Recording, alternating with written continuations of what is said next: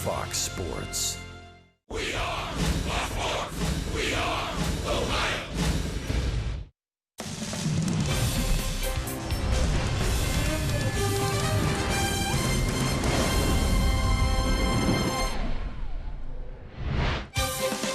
The latter third of a 9-game homestand kicks off tonight. The Reds welcome in the San Francisco Giants, first of 3 of a weekend set. And all the action's coming up here on Fox Sports Ohio. And hi again, everyone. Alongside Chris Welsh, I'm Jim Day. Thanks for joining us for Reds baseball. The Reds, unfortunately, will be without Joey Votto. That leg, after being hit by a pitch in Washington, progressively worse. They had to put him on the disabled list. You know, having Joey Votto in your ball club, it gets you kind of lazy because you think that no matter what, if the sun rises in the morning, Joey Votto will be in the lineup in the evening. Well, it's not that way anymore. He's going on the disabled list. You see he got hit by that Ryan Madson pitch when the Reds were in Washington, and that problematic knee just got worse and worse, and they finally decided to disable him for the first time since about 2014, and the Reds are really going to miss him in the middle of this lineup. You can see since being hit by a pitch, his numbers went down. It not only affected him running in the field, it also affected him at the plate. So, at first base tonight, Tucker Barnhart. Let me say that again, Tucker Barnhart at first base. He'll make his first start at any level, including high school, at first base tonight. It gives you a little bit of insight what Jim Riggleman is up against right now and trying to field a team that is a competitive ball club. You're sending a guy out there who's had a very good year at the plate, but has never played first base before. It also is a commentary on the Reds minor league system of not having somebody able at the AAA level to step up here and play, at first base in Joey Votto's absence. So there's a lot of stuff going on here in Cincinnati right now. Jim Riggleman is just trying to win a ball game. We'll have a lot of stuff on Tucker Barnhart and his thoughts on playing first base coming up throughout the game broadcast. On the mound, the Reds will give the ball to Anthony DeSclafani, and boy, Chris, his last 2 times out have been really, really good. Oh, that's the good news. Maybe you don't need a first baseman here tonight with DeSclafani on the mound because he's been throwing the ball extremely well. One of the best pitchers over the last couple of weeks in all of baseball. 12 consecutive scoreless innings for DeSclafani. I'll tell you what's working for him. He's been able to get that fastball inside the left-handers, run it back out over the plate. His slider is working very well against right-handers. This Giants lineup is not a mammoth home run hitting team. They don't score all that many runs. This is a good matchup tonight for DeSclafani. And he'll be facing a feel-good story tonight. Casey Kelly goes to the hill for the Giants. He's the son of Reds bench coach Pat Kelly. It really is amazing. I mean, there's all sorts of subplots going on tonight, but you have to figure that in the dugout of the Reds right now, when Pat Kelly, the bench coach, is looking out at his son Casey Kelly, he's thinking, I know the Reds need a win, but my son really needs a win. He was just called up from the AAA system a couple of starts ago. In fact, he just pitched in a ball game just a couple of nights ago. So this is a real emergency starts here tonight for Casey Kelly. A boatload of emotions tonight, and we'll experience him together. We're warming you up for the Reds and Giants. When we come back, we're talking about a Giant shellacking. The Reds would like to duplicate what happened here last year. Stay with us. Through the 7th inning and into the final out, some scattered storms roaming the area tonight around Great American Ballpark. Enjoy the game here on Fox Sports Ohio. Well, the Giants took 2 out of 3 from the Reds earlier this season in San Francisco. The Reds hope to turn the tables here at Great American Ballpark. And if last year has anything to do with this year, they just might do it. It's our game storyline presented by Elk and Elk. Giants and the Reds played last year, May 5th through the 7th at GABP. The Reds swept them 3-0. They beat them 31-5, 13-3, 14-2, 5-0. Most runs in a 3-game series since 2005. They had 376, 5 homers. They had 16 extra base hits in that 3-game series, and they hope to keep those numbers alive again after being beaten by the Cleveland Indians. So it's Fireworks Friday, and Anthony DeSclafani goes to the hill against Casey Kelly. Maybe more fireworks in the offing.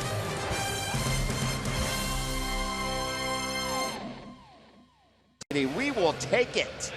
It is dry right now as the Reds and Giants are set to get it on here. First of 3, and there you're looking at Tucker Barnhart, who will make his first career start at any level. We're talking about little leagues, high school, pro baseball. never started at first base. He has logged 3 innings with the Reds in double switches. But hopefully he'll play some solid defense behind this guy, Anthony DeSclafani. He'll make his 13th start of the season. 3rd career appearance and start versus the Giants, and the last 2 times out have been very, very good for DeSclafani. Bruce Bochy, one of the best managers in the game. And here's how he'll line them up tonight. A familiar face in the leadoff spot, and that being the former Pirate Andrew McCutchen, as he is out now hitting leadoff for the Giants. And there's the guy they call Kutch. Full lineup looks like this. Alan Hansen will be in left field. Buster Posey, one of the best in the game behind the plate. Brandon Belt, Reds killer. He might be on the top of that list this season. Evan Longoria mans third base nowadays for the Giants. Brandon Crawford at shortstop. Joe Panik at second base. Stephen Duggar in center. And the pitcher is Casey Kelly. DeSclafani, Chris, back-to-back starts of 7 innings, 1 run, and scoreless 7 innings last time out. Well, you know, when you put those kind of outings back to back, it's not luck. You're in a groove, and when a pitcher is in a groove, the ball comes out of his hand in an effortless way. He's able to keep his head still. He doesn't need a lot of work in between starts. It's more or less going down the bullpen and just kind of getting loose and working on your wedges, so to say. Just nice, easy bullpen work. His breaking ball is very good, but for DeSclafani, when he is really in a groove, he's able to hit the edges of the plate. And he loves to nick away at the outside edge with a slider to right-handers and the inside edge to the left-handers with his fastball. So that's probably what he's going to be doing here to the Giants tonight. Hasn't faced this Giants team since 2016. In his 2 career starts against the Giants, a 1-1 and an ERA that is up there. First pitch to Andrew McCutchen is in for a called strike, and we are underway. 81-degree game time temperature. A little muggy today, but again, it's dry. We'll take it. Here's a ground ball. Suarez. Barnhart gets his first ball thrown his way, and there's 1 out in the inning. Here's the rest of the Reds lineup. Brought to you by Ford. Your defensive lineup looks like this. Preston Tucker getting the start in left field tonight. Billy Hamilton in center field, and he will lead off tonight in the batting order. Mason Williams in right field. The aforementioned Suarez, Peraza, Scooter Gennett, Tucker, Barnhart, and Kurt Casale hanging the signs. And there's Barnhart. That glove he has is Brandon Dixon's glove. And it has been what Tucker called the community first base glove, as we've seen a number of players in double switches play first base for the Reds this season. He got word that he was starting at first base yesterday and jokingly thought, well, maybe I should go to Dick's Sporting Goods and buy me a first base glove, but I probably don't have time to break it in, so I'm going to have to borrow one. Here's one grounded sharply to Gennett, and 2 outs in the inning. Alan Hansen retired. You know, baseball's a funny game. It's one of the rare games where really, if you have a glaring weakness on your ball club, you know, in football, the opposing team would just attack that weakness one after another. If you've got a rookie that's never played in a certain position and he's playing cornerback, you know that quarterback is going to throw at that cornerback all night long. Well, you can't do that really in baseball. It just kind of is what it is. What you may see, though, is fewer dramatic shifts out there with Tucker Barnhart than you would with Joey Votto. I mean, the main key for Barnhart right now, he wants to make sure that he gets to the bag in time, that he's not trying to feel for the bag at the same time the ball is coming across to him from the infield. Counts 2 balls and no strikes to Buster Posey. Well, we showed you in the open that video we showed of Barnhart was him working earlier today, and we'll have a lot more on Tucker coming up. But he basically said, I'm going to treat it like catching. I'm just going to try to knock everything down and keep it in front of me if I get ground balls hit at me. That's always a good theory. That's the old school way about fielding a ground ball, is getting it in front of you. DeSclafani needs a strike and a 4-pitch walk to Buster Posey. You know, that's kind of one of these things, I think, where you have a mental lapse. Buster Posey is nowhere near the offensive player that he used to be. Only 5 home runs on the year. His slugging average is way down. He still gets on base an awful lot. But his legs and his hips are so old and tired from catching so much. He just doesn't have the pop in his bat that he once had. And here's Brandon Belt, and boy, has he been on the Reds killer list. 4th highest OPS at Great American Ballpark amongst active players at 1.117. There you see his numbers overall on the season. He's probably wondering how that ball didn't hit him. Yeah.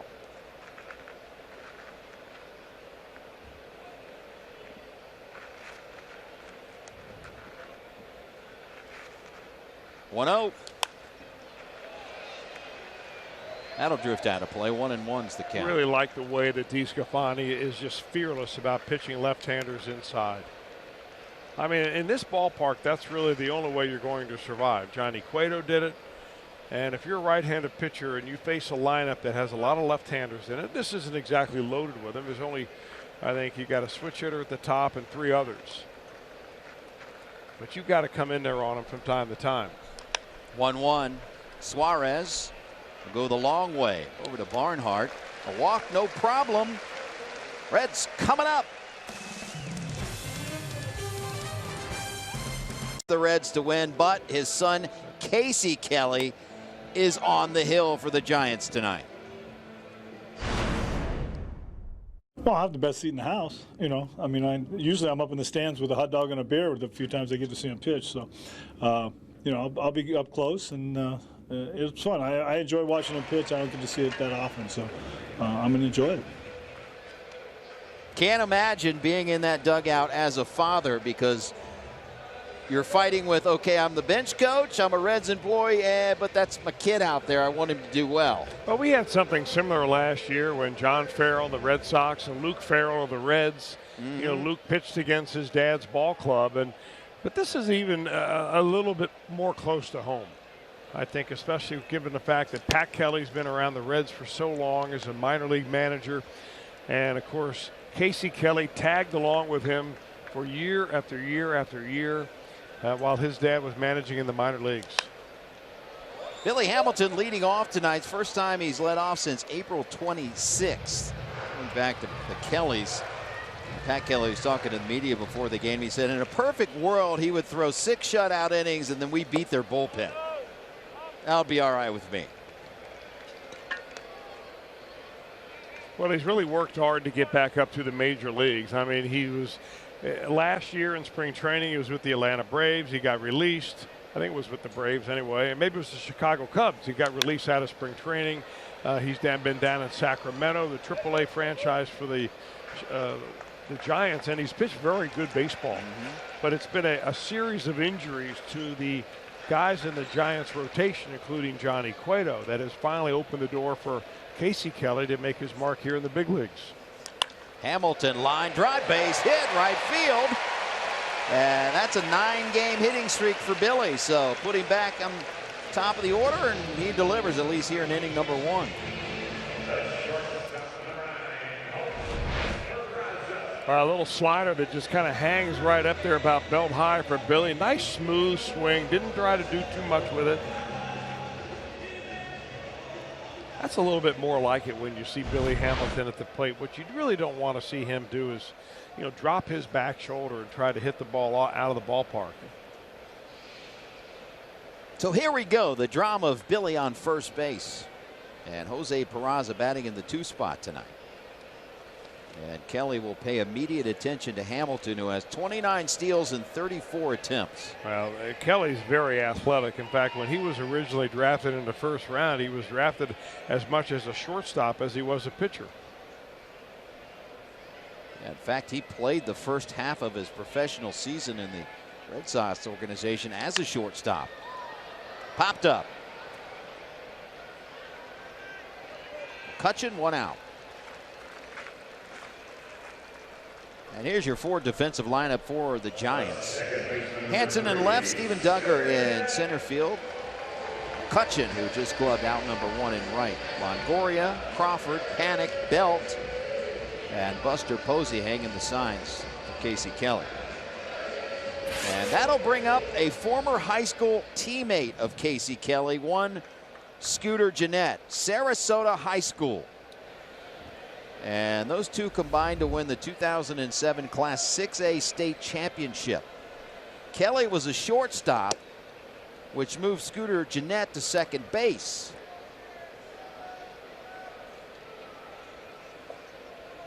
And they won the state championship that year, the 8th and most recent state title for Sarasota High. And here are the two facing each other in Major League Baseball. Really is amazing. There are a lot of little subplots going on, and that's one of the ones right here. Little wink of the eye, a little acknowledgement. Nice.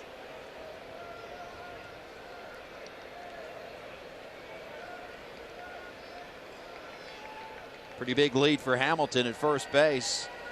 And had him leaning and got him.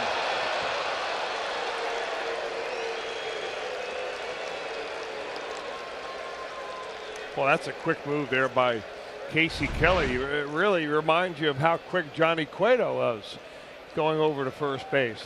The left-handed throwing first baseman, it's a lot easier to put the tag down, and Brandon Belt's able to get it right down there. And the other thing about that is look where Brandon Belt is standing there in front of the bag. He's only giving Billy Hamilton about half that base to be able to get back to. 1-0 to Scooter. Watch where Belt's got his foot right here. I mean, you know, as a runner, you're always going to the outside part of the base anyway. But he's taking away as much of that first base as he possibly can.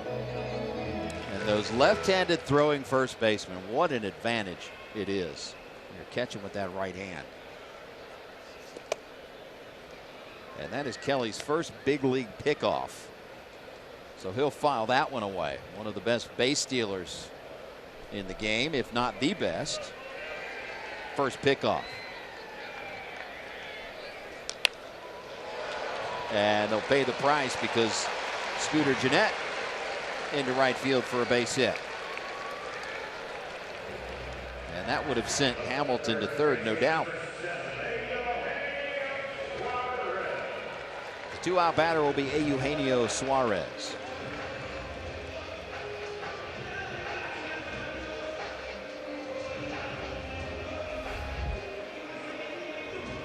Suarez, 296 batter, 26 home runs.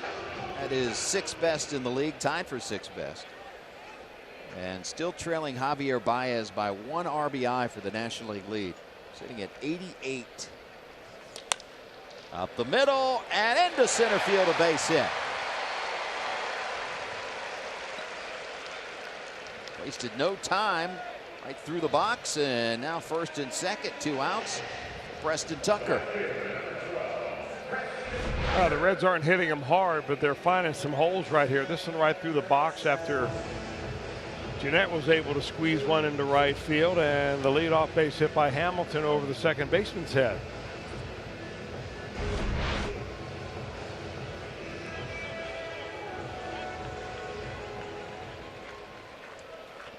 And here's Tucker, 254 batter, 5 home runs, 26 RBIs.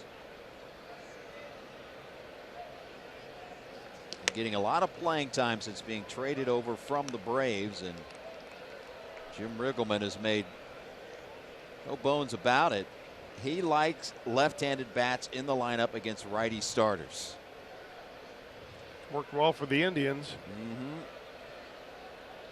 And it was working well for the Reds for a long time with Winker in there, Schebler in the lineup, and both of them not available at the moment. Cutchin has it. Couple of hits. Reds strand 2 through 1, scoreless. Aristides Aquino called up from Double-A Pensacola. And there you see his numbers at Double-A, and you want to talk about some raw power now. Boy.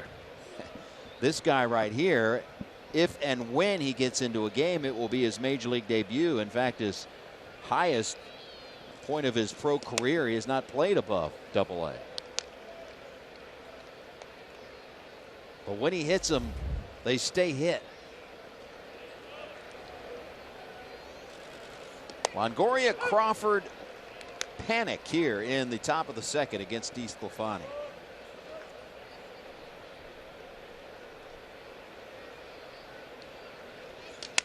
Broken bat. And Barnhart, his first try, and nicely done.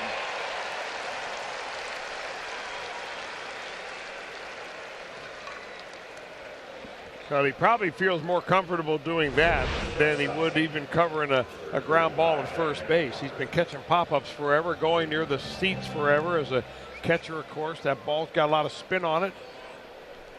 The only difference here, he's got a bigger glove. Yeah, he was saying it's amazing going from a catcher's mitt to a first baseman's glove.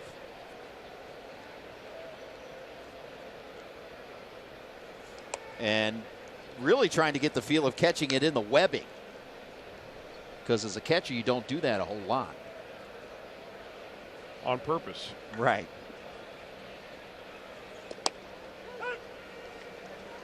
This Giants team an even 61-61 on the season. They are 6 games back of the Arizona Diamondbacks in the NL West, and 6.5 games back out of the wild card race. They have not been good on the road. In fact, the 4th worst road record. And the runs per game are actually 2nd lowest in all of Major League Baseball. As down goes Brandon Crawford, first punch out for DeSclafani. Well, it's a ball club really without any power. And in San Francisco, of course, it's a pitcher's ballpark. But when you get on the road and you're playing some smaller ballparks, you got to have some guys that pop it out of there. And most all of the guys that have had power in the past, guys like Longoria, Crawford, Buster Posey, having off years when it comes to the long drive or the home run hitting area. You just went golf on us for a minute. Well, there. I mean hitting the long ball is what I meant to say. That's all right. You know, you're driving the ball and you're hitting it long. When you have golf on the brain, it makes me feel good.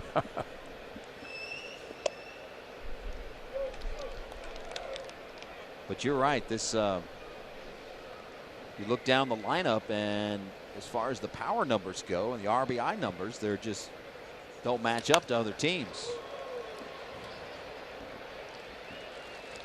3 up, 3 down inning for DeSclafani, and a scoreless game, Reds and Giants.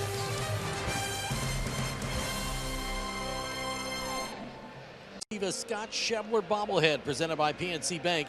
See your Reds take on the Giants for as low as $12. For tickets, visit reds.com. And of course, guys, Scott Schebler still on the DL. Or, you know, it's interesting, Chris and Jim, as we talk to Jim Riggleman each and every day, he is here. He has started throwing a throwing protocol, but is not yet left for the minors to get a game or two in before he returns to the club. It's an interesting situation that changes almost daily. Jim Riggleman talked before the game. Pickens said he's going to hit tomorrow, and they're hopeful that he goes out Sunday somewhere and on a rehab assignment. Go back out. They had to shut him down from a rehab assignment not long ago. They pulled him back as Barnhart drives one the other way, and this one won't be fielded. It's off the wall, and Barnhart into second base for the leadoff double, his 18th of the season. How about Tucker Barnhart doing his best Joey Votto impersonation right there? Opposite field, slicing away from the left fielder, one hopping the left field wall. Right now, Casey Kelly got balls up in the zone to just about everybody except for Suarez. And Tucker's been hitting that ball the other way more and more here recently, and that's why his batting average is beginning to climb. One thing that Barnhart said he was looking forward to is his legs at the plate. Kirk Casale said, man, you're not going to believe how good your legs are going to feel after not squatting all night behind home plate. And he was looking forward to a full game of being able to hit after not catching every other half inning. Here's Mason Williams, a .281 batter.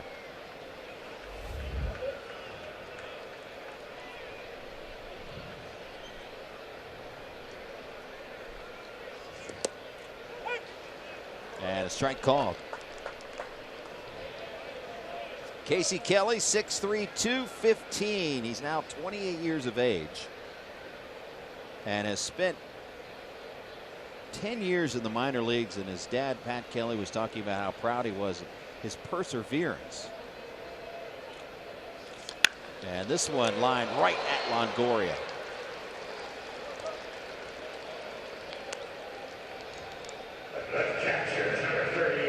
In fact, father and son, as Curt Casale comes to the plate, had breakfast this morning.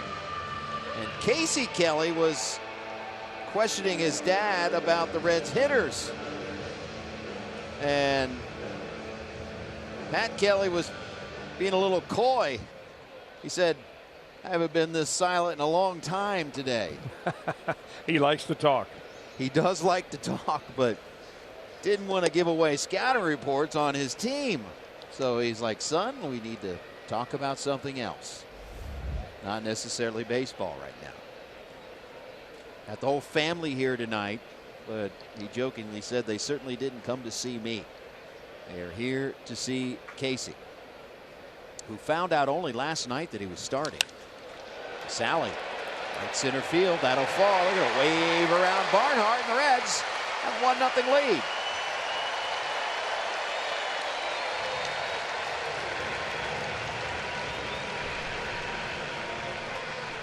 My boy Casale's done such a nice job for the Reds. The pitchers like throwing to him, and he gets the ball and just dumps it right in front of the right fielder right here. You know, another pitch up around waist high for Casey Kelly. And you're just wondering, you know, for a young man that's been starting his entire season in the minor leagues, and you get called back after a short rest, just a couple of days since being in the game, just not being able to finish his pitches and get him down where he needs to be, which is down around the knees. DeSclafani showing bunt.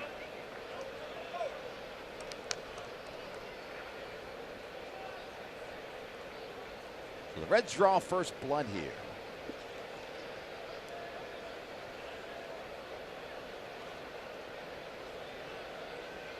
Longoria, as you see, in on the grass.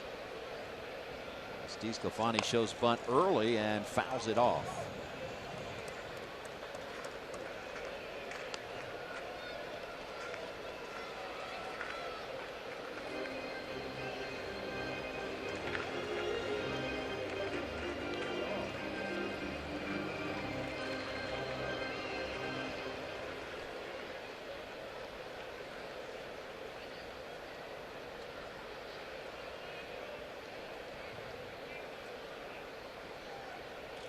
Swinging away, or at least thought about it.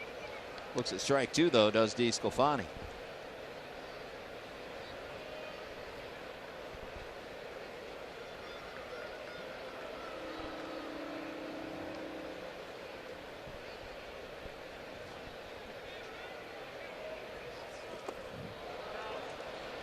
Two outs.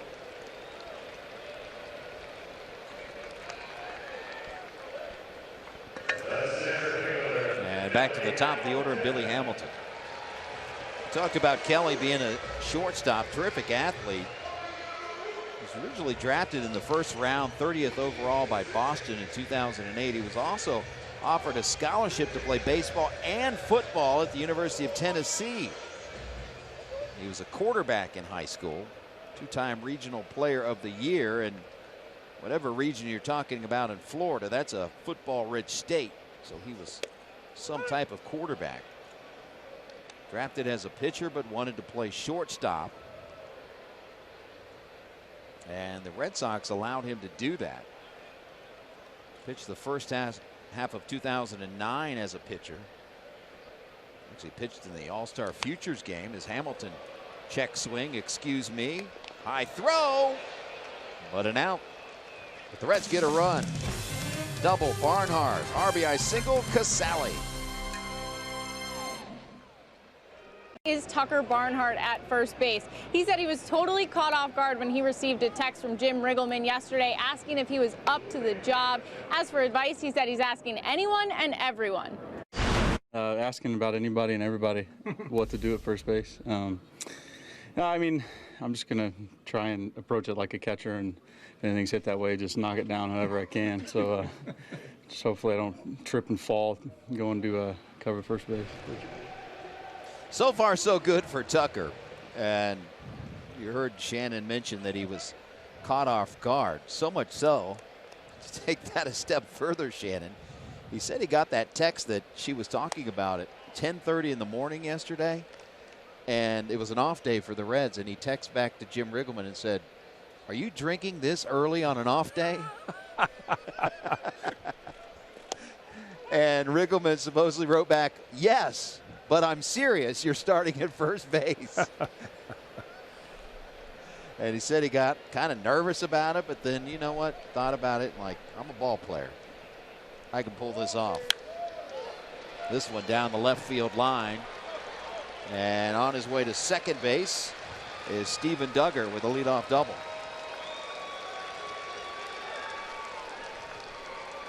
Pretty good bit of hitting, but once he put that ball into play, he can run a little bit too. Nice, quick, easy gait for him as he is off the second base after slicing this ball.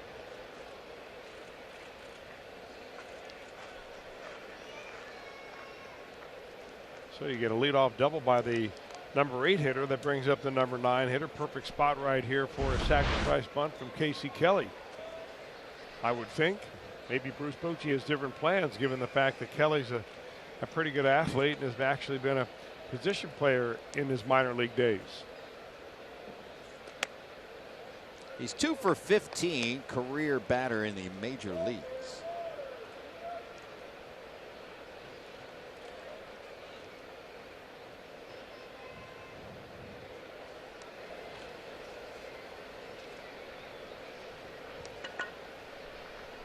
In on the corners, charging is Barnhart, and nice bunt.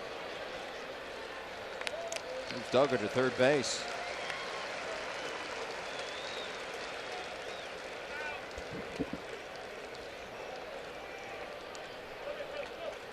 And we'll go back to the top of the order and Andrew McCutchen.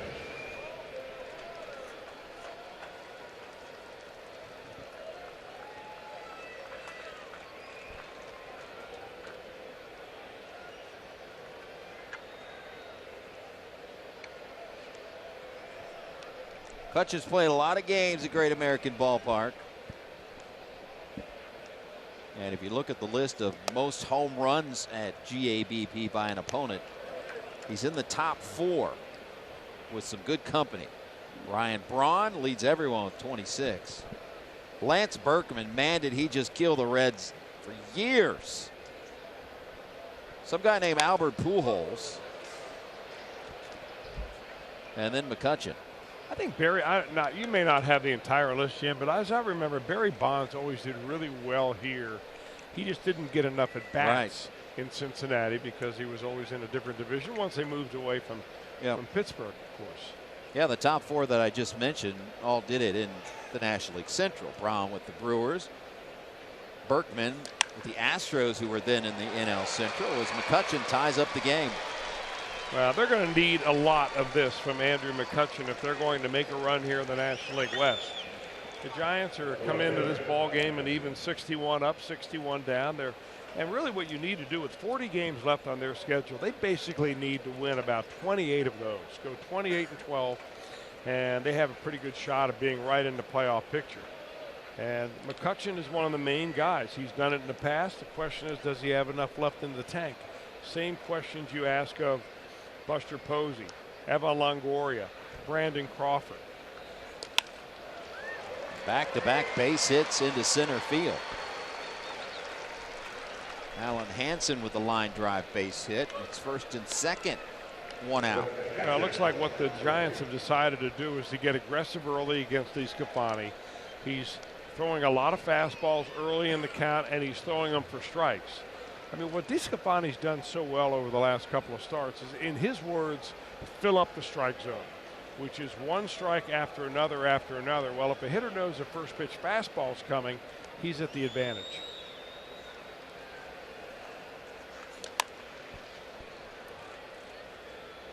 Well, a tough batter to deal with here, Buster Posey. .333 batter with runners in scoring position this season.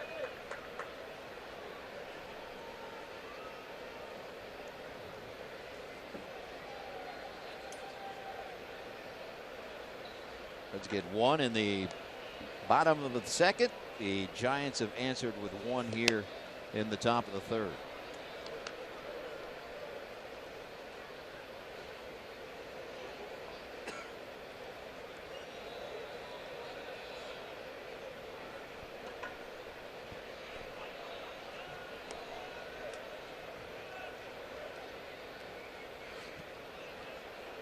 One pitch. 2-1.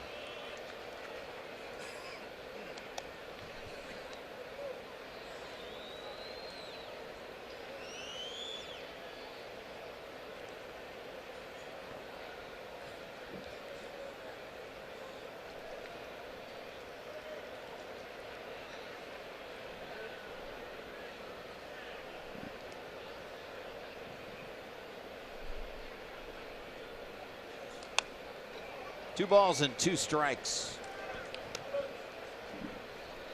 Well, DeSclafani's go-to pitch right here has been, at least over the last 2 weeks, has been very effective, is that slider of his against right-handers. It goes down, it goes away from him. He's got great arm action on it. And he throws it almost 45% of the time against right-handed hitters. Full count.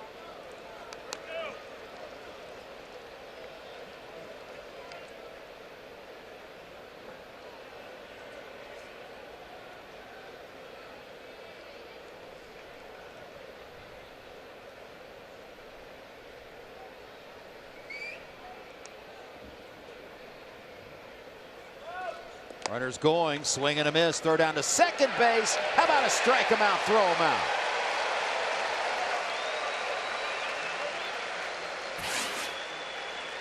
DeSclafani, Casali tire the Giants in the third.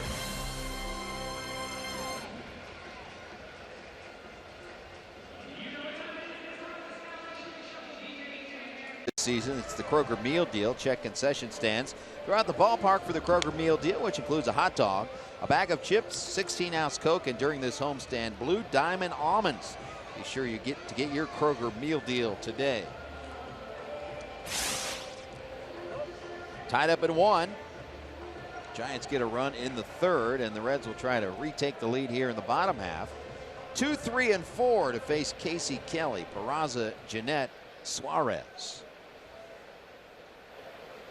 Glad he could join us here on a Friday night from the Queen City. Los Rojos v. Los Gigantes.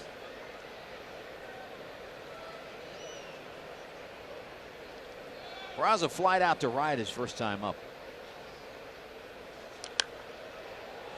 The Reds and Fox Sports Ohio would like to wish happy birthday to Gordon Bud Shearing. He is celebrating number 97 today. Bud was recruited to play for the Reds back in the 40s, but stayed to work on the farm because he could make more money at the time. And Peraza sends one into center field for a base hit. Gordon Bud Shearing, happy birthday. You're having a blessed day. And also a happy birthday, one day belated, to our good friend and stage manager right up here on our Fox Sports Ohio television booth, Jesse Jackson. So, Jesse, happy birthday to you, my man. I think you checked the Major League schedule first, or they checked with him to make sure that he had an off day. He had an off, yeah. He was looking a little sluggish today. Might have been a little bit celebrating going on yesterday. You all right? You good? He's got a little more pep in his step now. The Unreverend having a birthday.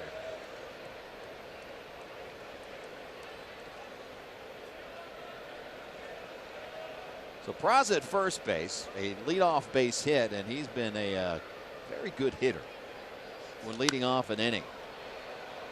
Coming in, .351 average. Peraza when leading off an inning, and 143 plate appearances coming in. He doesn't have to be worn down there by Freddie Benavides to have Casey Kelly has some very quick move to first base. He's already picked off Billy Hamilton, and somewhat of a conservative lead, at least by Peraza standards down there. Look where Brandon Belt is, taking half that bag away already.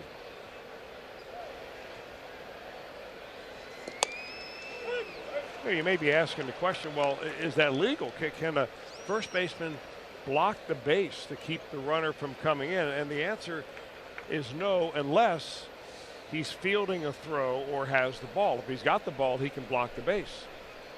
If he's fielding a throw, he can block the base.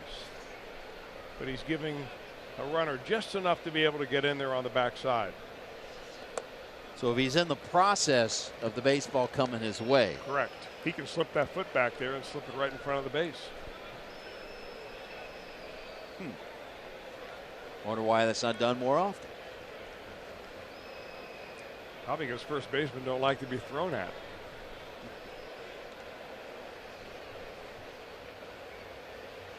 Quick move again by Kelly.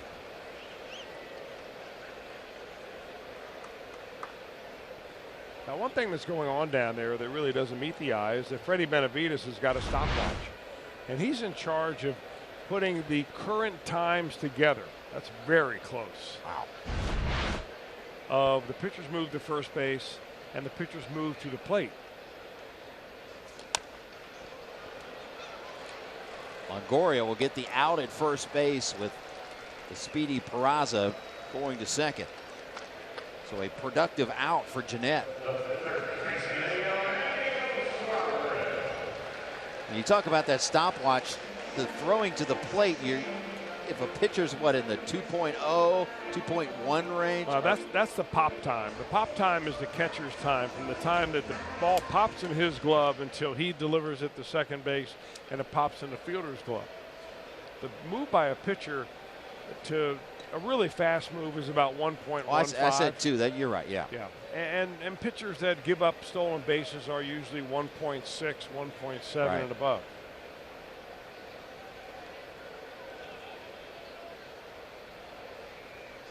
A lot of numbers to memorize. And you try to spit them out in the right way. I apparently said 2.1. Actually, while I'm down there in the dugout, I do a lot of timing as well, but it's the stopwatch on the phone, which I don't know is a little tougher to get accuracy as to the old school stopwatch that these guys have. What do you want, on a limited cell plan or what? No, it's kind of a digital button, as opposed to that old school stopwatch where it's got that button. Oh, you don't mean your own phone calls, your timing. That's about as long as people want to talk to me, about 1.1 seconds.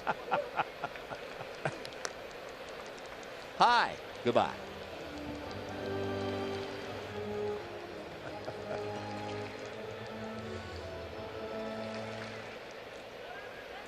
Go ahead run at second base.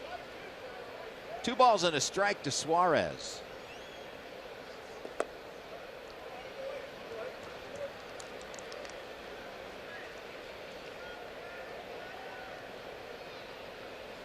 First base open, and Kelly pitching very delicately to Suarez.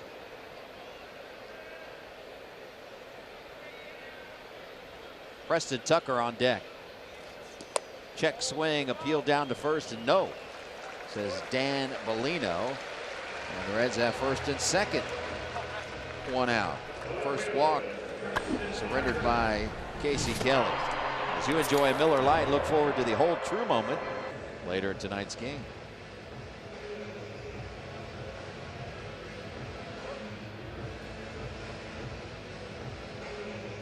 Second at bat for Preston Tucker.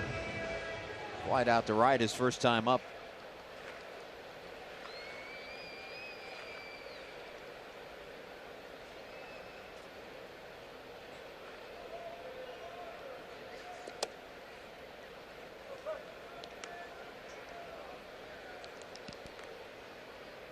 In a short stint with the Reds, we have certainly seen Tucker with the ability to turn on a fastball.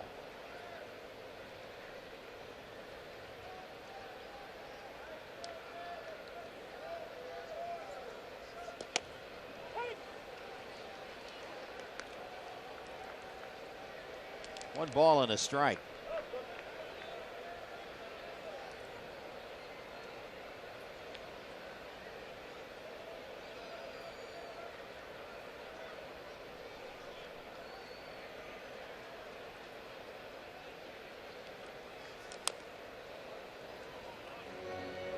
We talked about it earlier. Casey Kelly getting the emergency start, if you will. Derek Rodriguez put on the disabled list. He was supposed to be tonight's starter. You know, we're not certain. We've tried to look it up. We can't determine for certain. But, you know, both the pitcher, Casey Kelly, and the hitter, Preston Tucker, 28 years old. Tucker is from Tampa, Florida, and Casey Kelly grew up in Sarasota, very close by, about an hour's drive. Got to figure somewhere along the line. Summer ball, maybe high school, maybe exhibition ball somewhere that they probably have faced each other. And if not, I mean, if you're of the caliber that they are where they're drafted, you know, then you got to figure that at least they've heard of each other. Oh, yeah.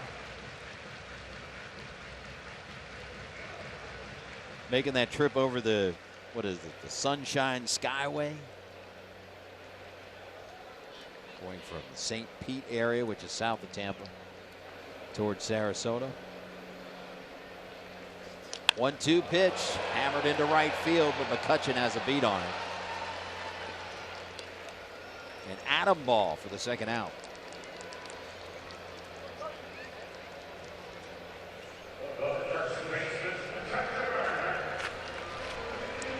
And that'll bring up Tucker Barnhart.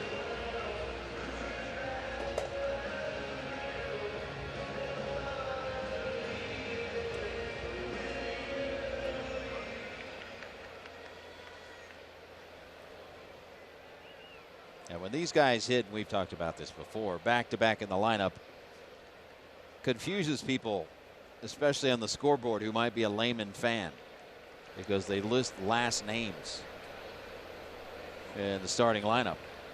And it's Tucker Barnhart. Tucker batting 5th.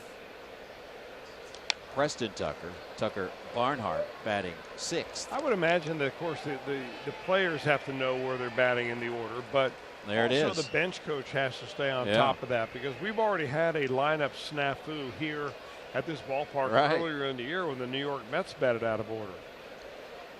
Absolutely. A lot of confusion in the clubhouse as well. Every time someone says, "Hey, Tuck," they both turn around.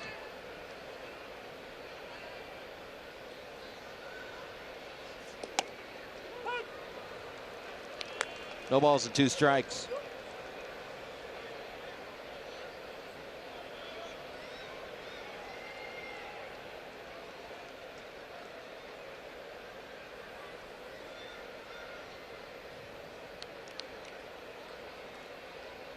Red stranded 2 in the first, 1 in the second. Trying to avoid stranding 2 here in the third.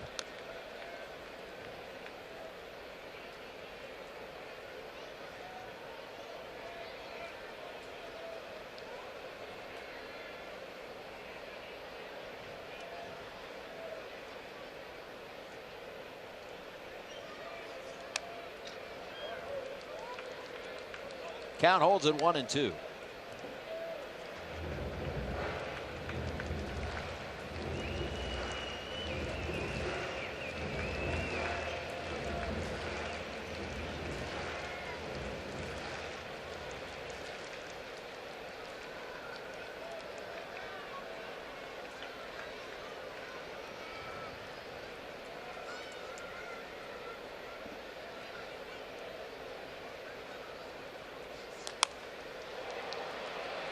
McCutchen again, and the Reds indeed strand 2. We played 3, tied at 1 at GABP.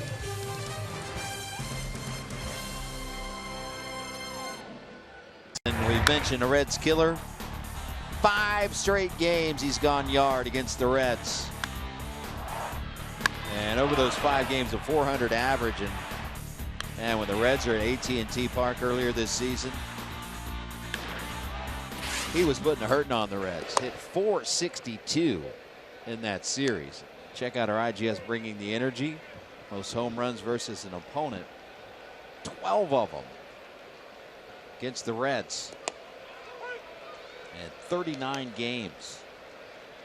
14 against the Rockies, whom he plays a lot more in the NL West. And the Dodgers and the D-backs. You would expect those division opponents to be on that list, but this is a classic seeing eye single. Past Gennett, past Peraza, leadoff single for Brandon Belt.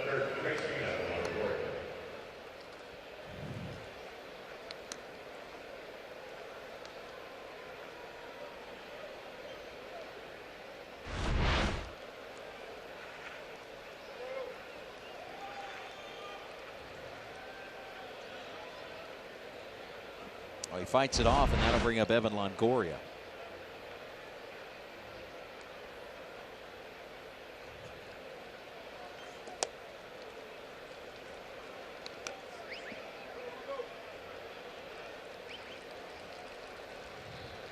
Longoria fouled out his first time up.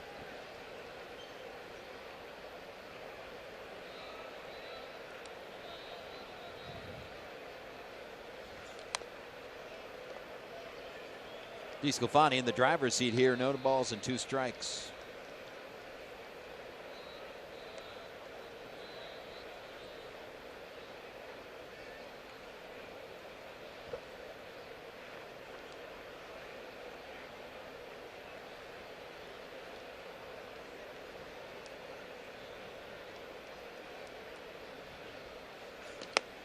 Up high, 1-2.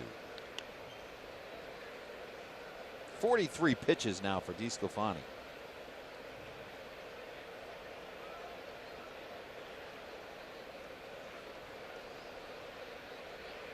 Longoria, the former Tampa Bay Ray.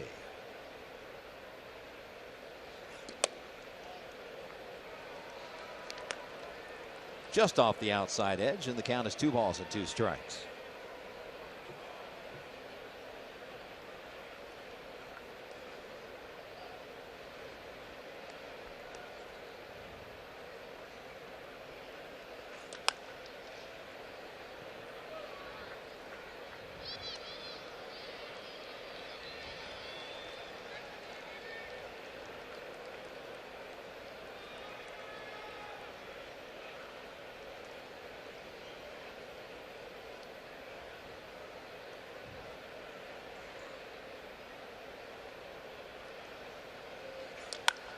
Could be 2. And it is. 6-4-3. Cut down Belt and Longoria. Now double plays now in back-to-back innings for Anthony DeSclafani. Last inning to end the inning, it was a strike him out, throw him out. And the old-fashioned DP lane ground ball to the shortstop here.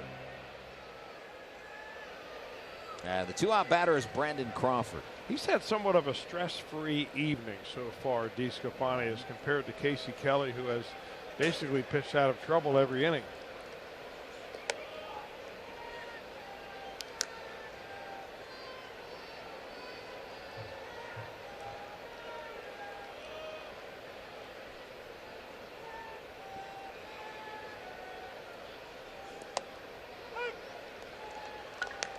One ball, 1 strike.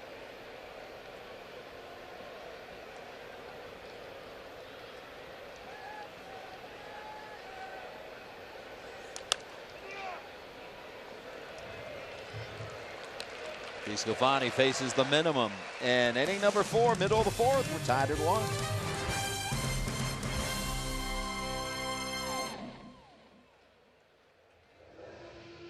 Brought to you by O'Charlie's, home of Free Pie Wednesdays.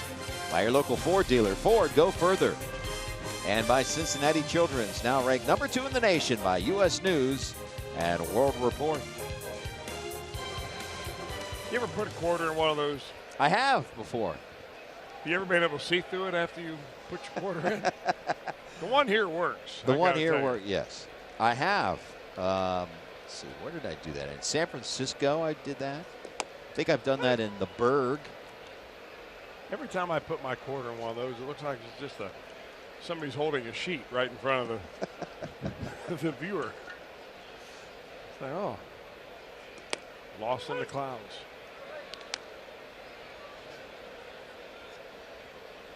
Yeah, that is a very good point by our producer Josh Hall. They cost 50 cents. Well, no wonder. So you got to up that quarter. You got to double down. Inflation. Point well taken. Counts 1 and 2 to Mason Williams. That's Crawford in the shift. Pretty good communication right there between Panic, the second baseman, and Crawford. It would have been, you know, Mason Williams runs pretty well. So anytime you can defer to the fielder who is moving towards the base you want to throw to, that's what you do. Panic basically gets out of the way, even though he probably could have made that play. And that'll bring up Kirk Casale, who owns the Reds' lone RBI in this game. As you look at the shortstop and second baseman for the Giants. Has got the run in the second. Double Barnhart, RBI single Casale. And Casale's got his average at 310. He's done a nice job since coming to the Reds. You know, normally the backup catcher really doesn't get much playing time, doesn't get much face time on TV, doesn't get much headlines in the paper. So what you do is normally under the radar, but your teammates appreciate it, especially your pitchers. And when you come up with an occasional big hit like he has done that several times, I mean he's got the highest batting average of anybody in the starting lineup tonight. And Jim Riggleman hinted that he might be playing first base some with Votto on the 10-day DL. Right through the box and into center field, base hit. He's 2 for 2. You know what we have here tonight, though, with Casey Kelly on the mound and Buster Posey catching, is somewhat of an oddity in baseball terms, because they were both taken in the 2008 draft, both 28 years old. And Buster Posey was a first-round pick. He was taken 5th overall by the Giants. But Casey Kelly was also taken in the first round by the Boston Red Sox. So you just wonder how many times that's happened. Yeah. Where guys taken in the first round are pitching to each other as a battery. Right. Same year. About 20 picks or so separated.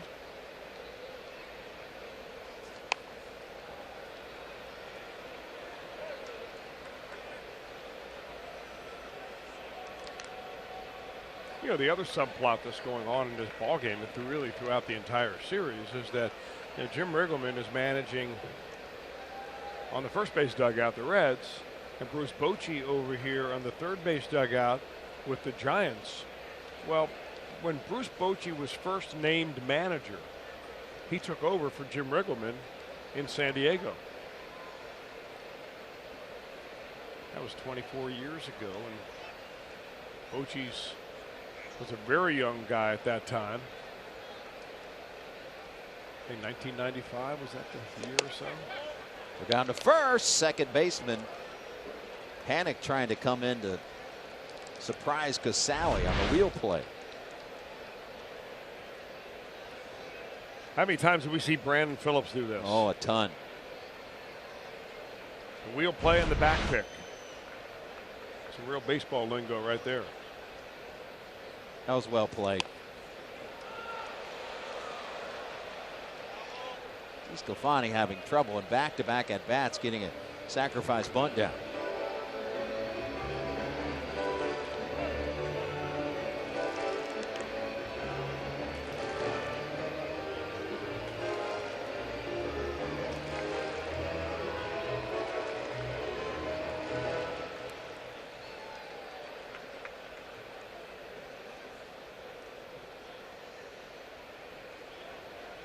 Square around with 2 strikes, and this time it goes foul. And down he goes.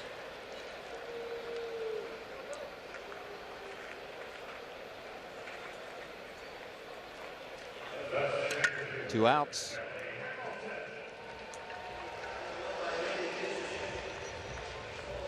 And the batter's Billy Hamilton.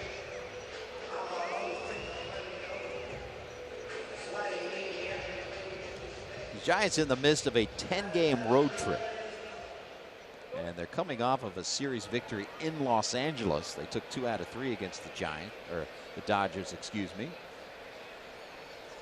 And overall, they've won 3 of their last 4.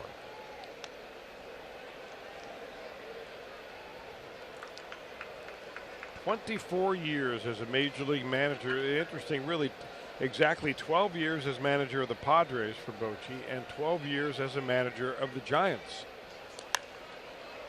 Hamilton slices one the other way with room just in fair territory. Is Hansen retire the Reds in inning number 4. Bruce Bochy. Look at Welshie there. He struck out Bochy in the first and the third innings, but Bochy got the better of him in the 5th inning. As he wraps out a 2 RBI double, the Padres go on to beat the Reds 9-5.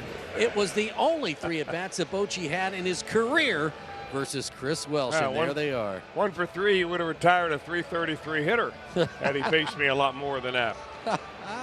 How about that? That is great video. I've known Bruce for a long, long time. You know, we were teammates together back in San Diego before that particular matchup happened, and you know, he was a backup catcher to Terry Kennedy, so you know, he got to catch me a little bit, and I was able to listen to him speak last night. He came into town. The Giants came in kind of late last night. They spent the night after that long extra inning game in Los Angeles on Wednesday night. They flew it basically all day yesterday through really lousy weather to get here.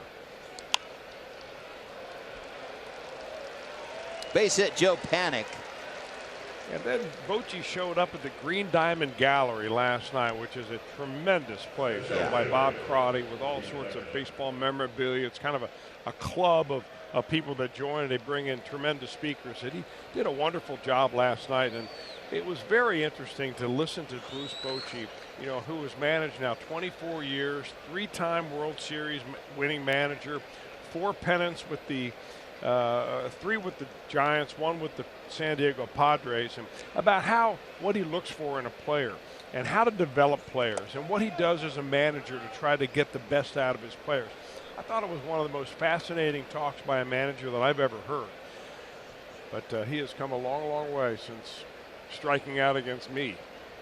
A wealth of knowledge is Bruce Bochy, and you as well. In fact, he put out he's written a book.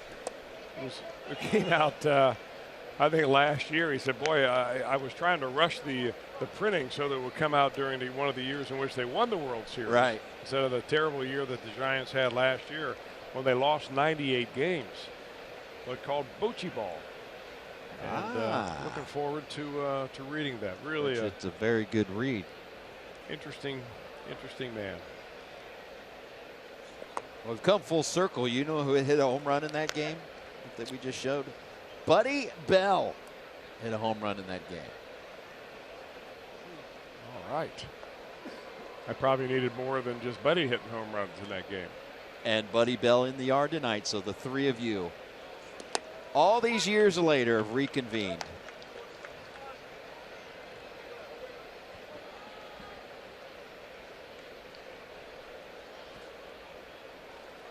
You were looking good in that Reds uniform, by the way. What was the hardest part? I mean, obviously you're playing for your hometown team, which was a dream, but you had to shave off the stash. Check him out. I actually had to shave off my mustache 3 times now for the Reds. And I'm dead serious about that. The first 3 time times? was when I was going batting practice to the Big Red Machine in 1975. They made you shave your... Third strikeout for DeSclafani. Really good pitch on the corner right there to the same guy that hit him for a double his last time up. So a key strikeout here, even though it's the number 8 hitter. So I met Chief Bender, who was the head of player personnel for the Reds, while down in Tampa at a Tampa Tarpons game. Mentioned I was from Cincinnati. He invited me to come up and throw batting practice to the Reds, which I did. Wow. But I had a mustache. And George Scherger, the bench coach for Sparky Anderson, told me after I had my uniform on. Goes the runner. Double clutching is Casale, and no chance. Yeah, couldn't get that ball out of his glove. And I don't know if that was miscommunication or not, but Gennett and Peraza came together, both covering the bag. Well, we've seen instances where neither of them have covered before, and you can see Casale just can't get the handle, so it really didn't matter. Well, that could have been a lot worse. Broken bat and foul ball. So in 1975, how old were you? 12? Well, no, yeah, I wish. But I was a sophomore in college, and I came up invited to, and I had a Reds uniform on. I was getting ready to take the field to throw batting practice to the Big Red Machine. Wow. And George Scherger stopped me on the way out, and he said, son, you can't go out there with a mustache. Really? Not in a Reds uniform. I said, well, show me the razor. And I went right in there in full uniform and shaved my mustache off. And then, of course, when I came back and played for the Reds in 1986, I knew that there was no facial hair policy, so I shaved it for that. And then my first year as a broadcaster, Jim Bowden somehow convinced me that Marge Schott did not want the broadcasters to have any facial hair, just the way the players were. And I really didn't believe him deep inside, but I shaved it anyway, just to make sure. So those are the 3 times. Wow. How about as a sophomore in college, throwing batting practice to the Big Red Machine? That's outstanding. How many bombs did they hit off of? Actually, what I remember more is that with first pitch, I feel I hit Johnny Bench in the ribs. What? And he proceeded to throw the bat at the L screen. And nobody else wanted to get in the cage. That was a wild left-hander. Hold on a second. You hit Johnny Bench in the ribs first pitch? So it could have been in the wallet. I don't know. But that it should was be a chapter in your book. And but Pete Rose jumped in the batting cage and said, hey, I'll take it. I'll hit you. Show me what you got. Really? So he was basically hit for the entire round while all the other players stood around and watched. And probably just peppered you with base hits. Well, even though there's. He always wanted the competition. Yeah. That's a great story.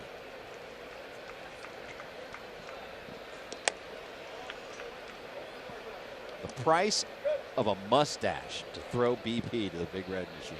I was growing it back the next day.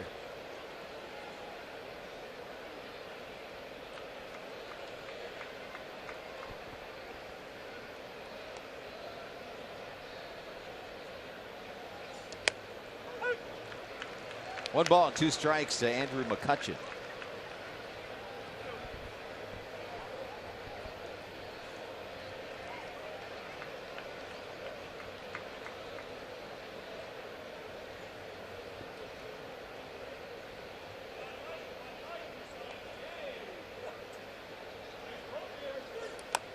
Check swing.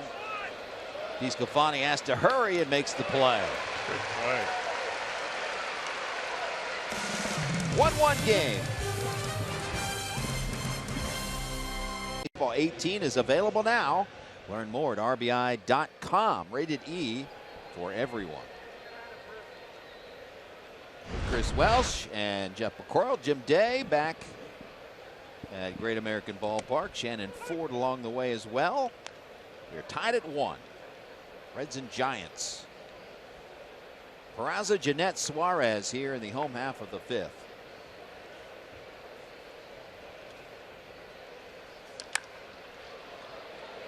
Base hit, Jose Peraza.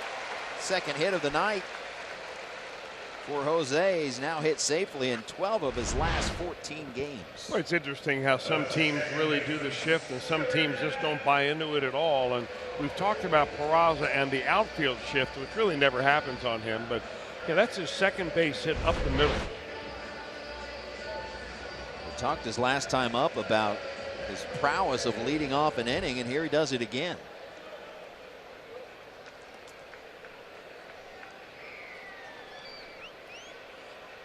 And now, Scooter Gennett, who steps in with a .306 batting average. 1 for 2 here tonight. trying to get back into form prior to the All-Star break. Coming into tonight's play, Scooter 225 average since the All-Star break. He went into the break leading the National League in hitting. Came into the game tonight 6th best in the league. And you know you're having a good season when you say the average down to 306. You're right.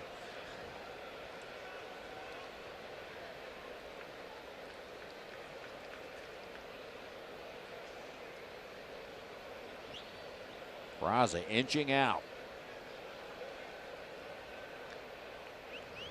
18 steals and 23 attempts. There goes Jose. Throw down from Posey, and they got him. And Jose immediately signals to the dugout to perhaps take a look at this one. Well, he's not leaving the bag. That's how convinced he is that he's safe.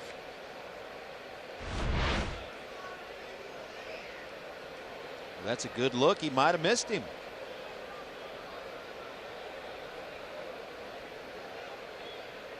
I mean, did he happen to graze the top of his leg as he went in there is the question. They'll answer that question in New York. Remember, the laces are not part of the glove. So if he slides that glove across the runner's leg and the lace of it hits, we're not talking about that being a real tag. So the second base umpire, Phil Cuzzy, who made the call. Crew chief Tom Hallion, screen right on the horn to New York. And that was a very interesting rule, something that I learned in the rules from you, by the way, about the laces. BaseballRulesAcademy.com. I actually did a rule of the week on that about a month and a half or so ago about whether the laces are actually part of the glove, and a lot of people think it is, but it is not. I mean, for instance, if you get hit by a pitch on your uniform, then maybe a big baggy uniform, that is part of your body, and that would be a hit by pitch. But the laces are not considered that for the purpose of tagging somebody out. The decision is in, and he's out. Wow.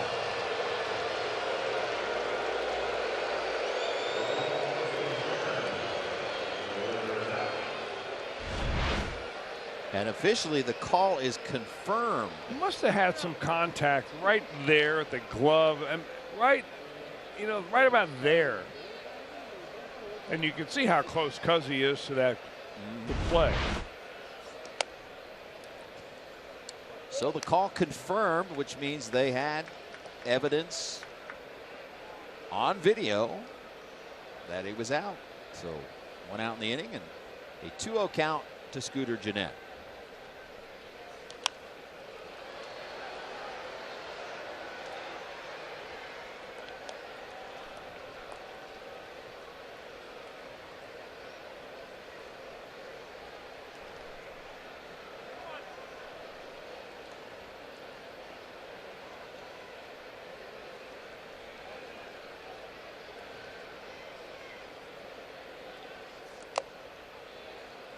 Two and two.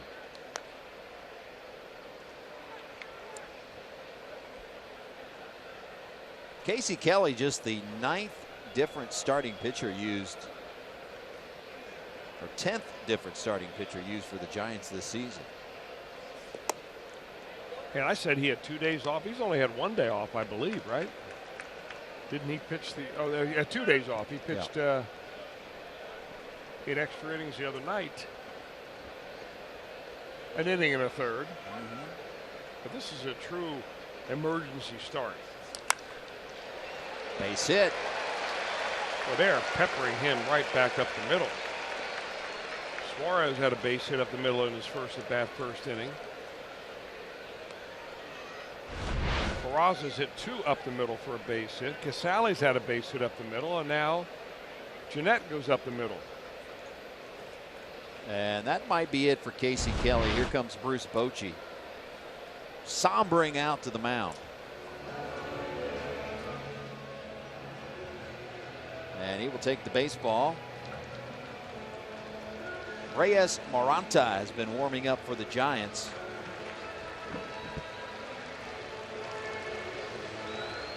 as the Giants have made the control for him. 9 hits by the Reds off of Kelly. Reyes Moranta in for the Giants. Really have to admire the way that Casey Kelly hung right in there. I Yeah. mean, these hits that he gave up tonight weren't exactly busting the walls down. They were little ground balls that just found the holes, and he keeps his team in the ball game, and kind of an emergency start leaves the ball game with 1 out and 1 on. 8 of the 9 hits by the Reds were singles, so they were just kind of peppering him. And the one that wasn't was an opposite field double. Right. Fooled Suarez badly. Whereas Moranta's got a good arm. Power fastball, power slider. Signed by the Giants when he was 18 years old. He's now 25. Spent 7 full seasons in the minor leagues.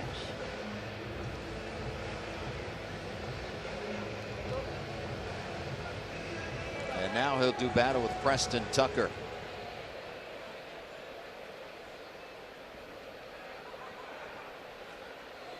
Santiago, Dominican Republic is where Reyes Moranta hails from. I mean, his hits per inning. He's pitched 54 innings. He's only given up 26 hits. In fact, he's given up more walks than he has given up hits.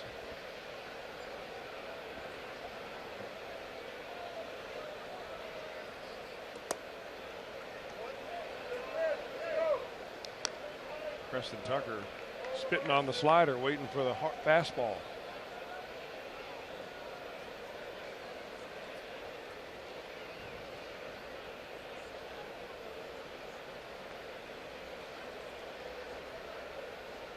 Two-0.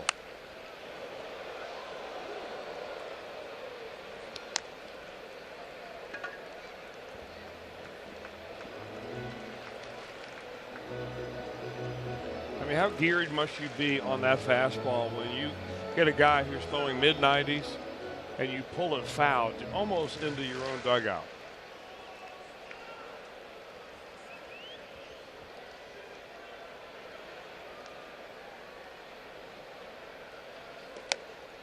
Strike called at 96.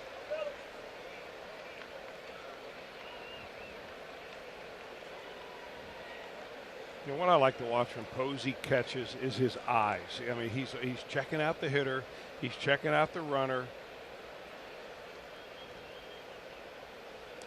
Delivers a low target and chopping it foul as Tucker. See if we can get a shot of him kind of doing that, because catchers are always looking at the hitter's feet, and they're always looking at the hitter's head too, to make sure that you don't get a sneak peek at where I'm setting up or what kind of sign I'm calling for.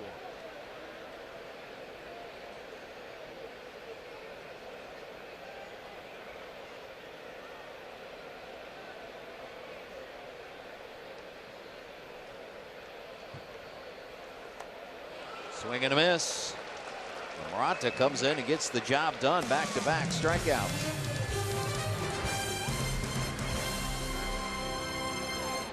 Were Reds super fans. They were out on the field taking grounders and BP with the Reds coaching staff, and then they joined myself, Brian Giesenslag, and Jeff Picoro right here on the set, asking us about all things Reds. The most asked question, though, was, are these lights always this bright? Yes, they are. And now you know why Jeff Picoro is so tan. Guys, back up to you. Hey, you're on camera. There we go.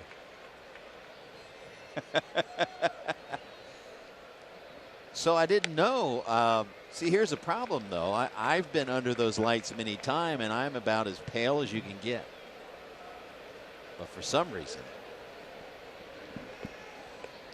Pick is one of those guys that in mid-January, it'll be a sunny day. He'll go out in about two minutes. He'll be in midsummer form. A year-round tape.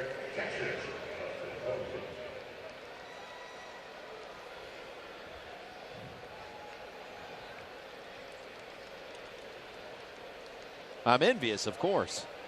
Well, if you're going to announce SEC football, you need a tan. That's true. I've survived on TV all these years with, I mean, look at me. Look what I got to work with.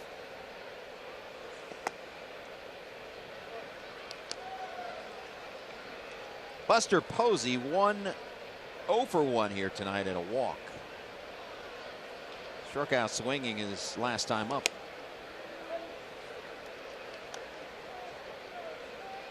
Reds have had their chances tonight. 9 hits, and they have stranded at least 1 runner in every inning tonight, and stranded 2 in the first and 2 in the third. Peraza, easy play. Posey.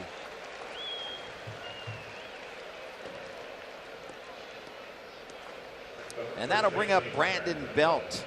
And last time up, it was a single as we check out our StatCast A1 powered by AWS AI, excuse me.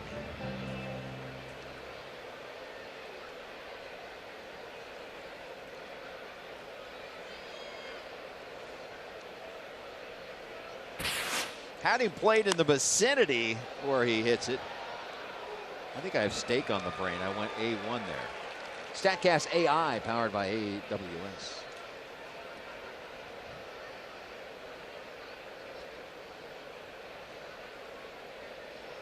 When don't I have food on the brain? And another shift employed is that rain falling? It indeed is. There you see Peraza, Gennett, Barnhart, 3 defenders on the right-hand side. If you're just joining us, indeed, that is Tucker Barnhart at first base. Making his first career start at first base. Joey Votto went on the 10-day disabled list earlier today and hit right at Barnhart, his first ground ball, and as he said, knock it down, keep it in front of him, and he did. An 8-pitch inning for DeSclafani.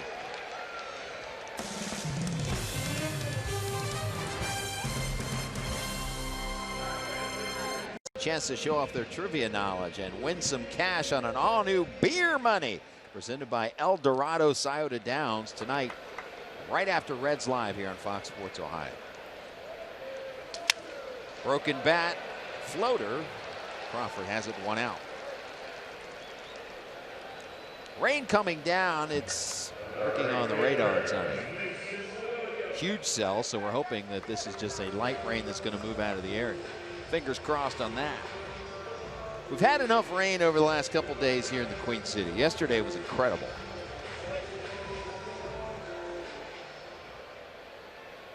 Not going to put a damper on that cone, though.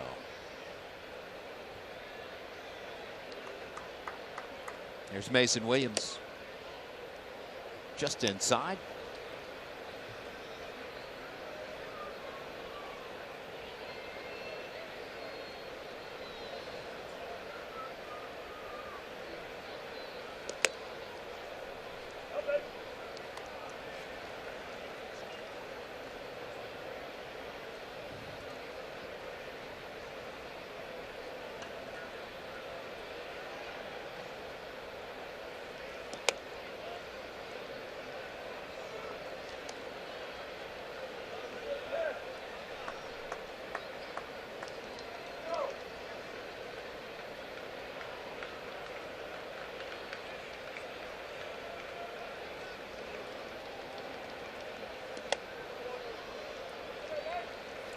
Four-pitch walk to Mason Williams.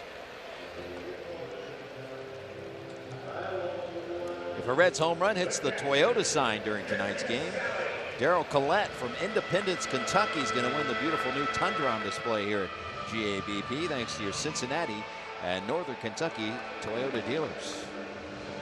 Batter is Kurt Casale. Congratulations to the Wheelersburg Little League World Series softball champs. Yeah, we've talked about them for the last couple of nights. That team that went out to Portland, Oregon, and they ended up winning it the other night. And boy, what a huge event that is for all the folks down there in Wheelersburg, Portsmouth area. Congratulations, ladies.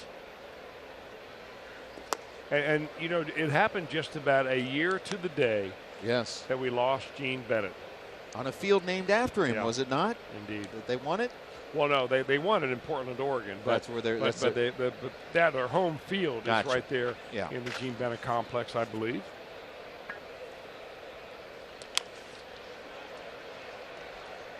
Longoria running throw. Retires Casale. No one covering third, but Mason Williams didn't see it. Yeah, Longoria has had that play a couple of times now where he had maybe a chance at second base, but he's always opted for the sure out. And especially when the sure out is the second out and you've got the pitcher coming up. Smart play. Had a really nice career, Ervin Longoria. You can just about pencil him in at the beginning of every year to play almost every day. I mean, he'll play 155 games a year, Longoria will.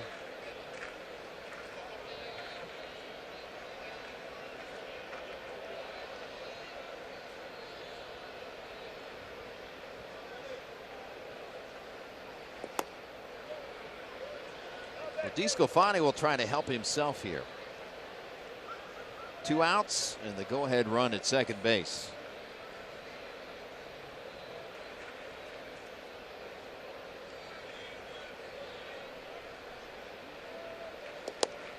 Season average of 200 for DeSclafani, including Grand Salami.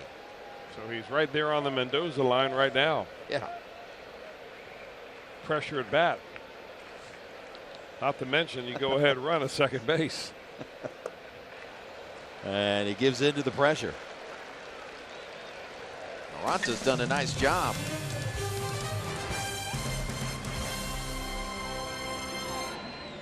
Any form, and the accounts and descriptions of this game may not be disseminated without the express written consent of the Cincinnati Reds. All right, let's check out our National League Central standings. The Cubs 70-50, 20 games over 500. They lead the Milwaukee Brewers by 3.5 games. The Cardinals are catching them. They're just 5 back after winning 8 of their last 9 games. It's time now for Built for Baseball, which is brought to you by T-Mobile. Milwaukee is at St. Louis. Huge series at Busch, and bottom of the first, it's Marcell Ozuna with a 2 RBI single to give the Cardinals a 2-0 lead. We're going to the top of the third. It is 2-0. St. Louis leads it. Jim? Cardinals have been on fire in a big way. Pirates have cooled off a bit. And it's raining in Pittsburgh. The Cubs and Pirates are delayed. Or now, yeah, they're still delayed. Still a light rain here. Very light at the moment. 7th inning of work for Anthony DeSclafani.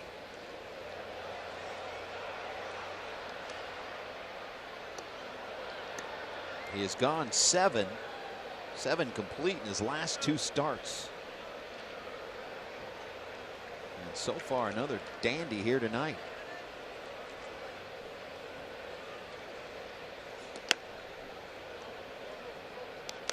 Two balls and 2 strikes to Evan Longoria.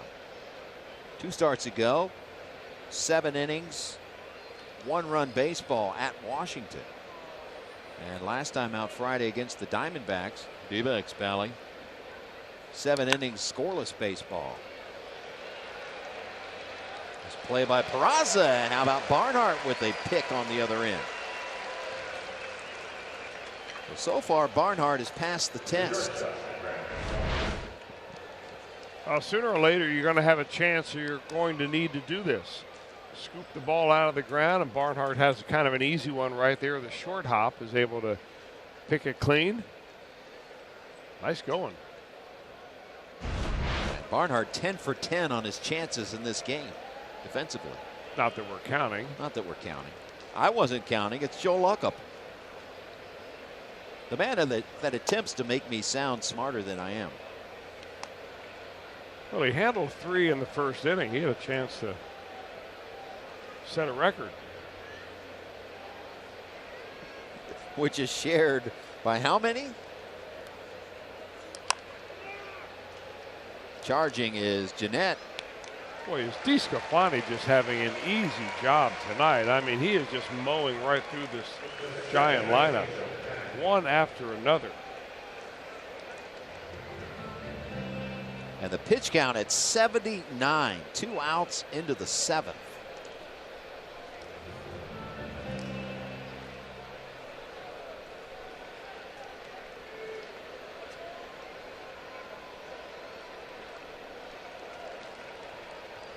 And the batter's Joe Panic, and a first pitch strike, painting the outside corner.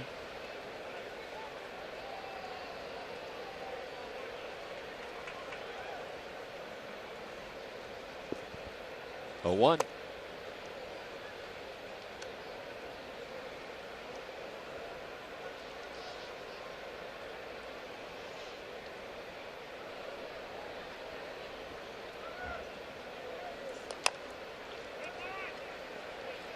How about DeSclafani?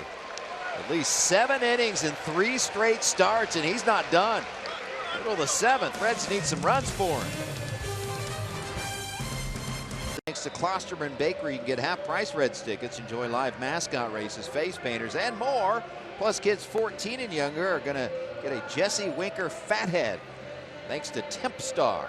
Tempstar! For tickets, visit Reds.com. A little nacho action here on a Friday night. I don't know if the crew is doing this to punish me or what. You mean they don't deliver those down to the post-game set? They do not. They don't deliver them anywhere in my vicinity. Although I have signed one of those helmets, and it was obvious that there were nachos in them when they handed it to me. Not cool. But you got to oblige whenever someone wants me to depreciate the value of whatever they're having me sign. Billy Hamilton, top of the order for the Reds. Indeed, he is leading off here tonight. And the new pitcher is Mark Melanson. Yeah, the former closer and a very good one, joined the Giants last year, and they thought that he would really help them overcome their bullpen woes. Unfortunately, that didn't happen. He ended up getting injured, only pitching 32 games for the Giants last year. In fact, he just came off the disabled list back in early June from off-season elbow surgery.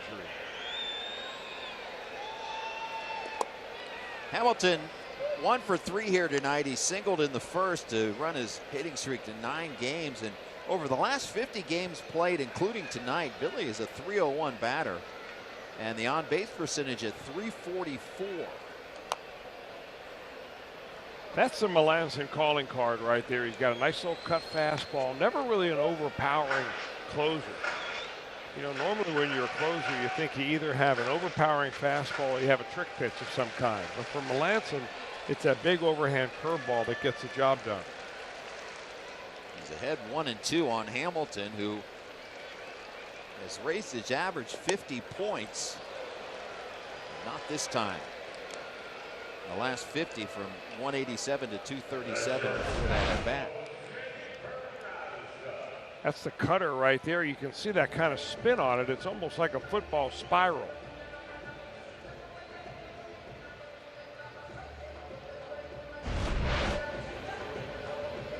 Sixth Red to strike out here tonight.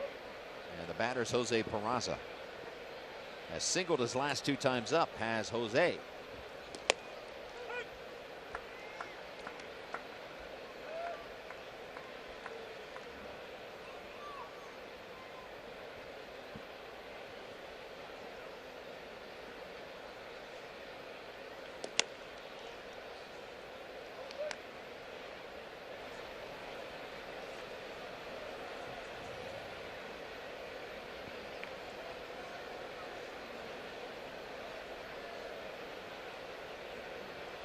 A 1-1 showing bunt, getting it down, but bunts it right at Melanson. 2 outs. And now a quick message from Miami Valley Gaming. Get ready to get lucky.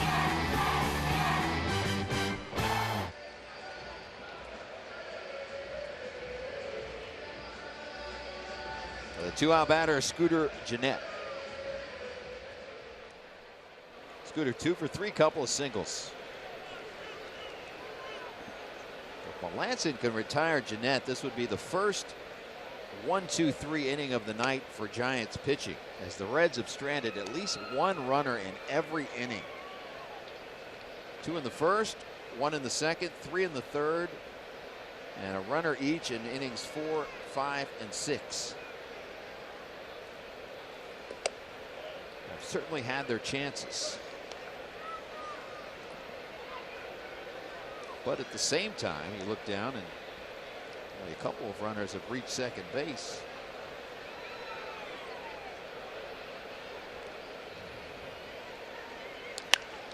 Gennett slices one the other way, and that'll fall. Scooter on his way to second base with his 25th double of the season.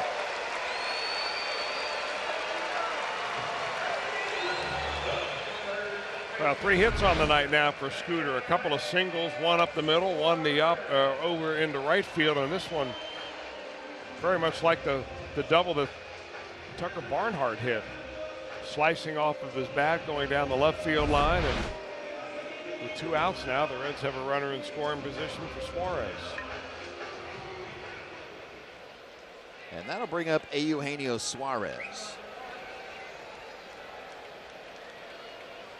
who has been sitting on 68 RBIs here for a moment. 88 RBIs, my bad. Back the last run batted in he had was on August the 10th. Yeah. Before that, he had a couple on August the 6th. Right. It was so it's been a very meager month so far compared to, anyway, his standards. Yeah. It was a sacrifice fly RBI back on the 10th. As him and Javier Baez have been going back and forth, and both have been sitting at 89 for Baez, 88 for Suarez for a few days now.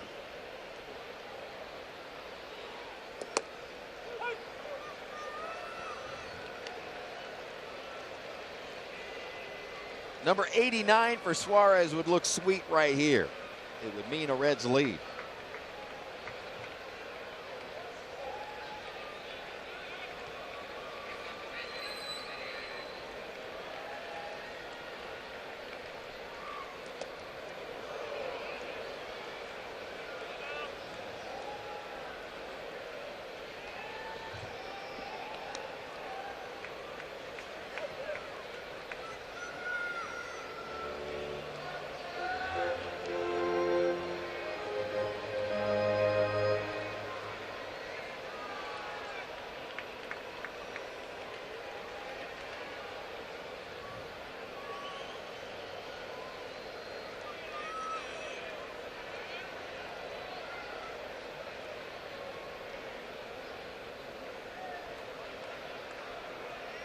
A 1-1. 2 balls and a strike. What you're seeing out of Suarez this year is a real improved idea of the strike zone. I mean, his walk rate has just skyrocketed this year. His strikeout rate has plummeted. So the combination of that makes him much more difficult to get out. A little bit of a mini slump going through right here, although he has a base hit tonight. Struck out 5 times on Wednesday. Ground ball. Crawford has it. The Reds strand another. Through 7, 1-1 game.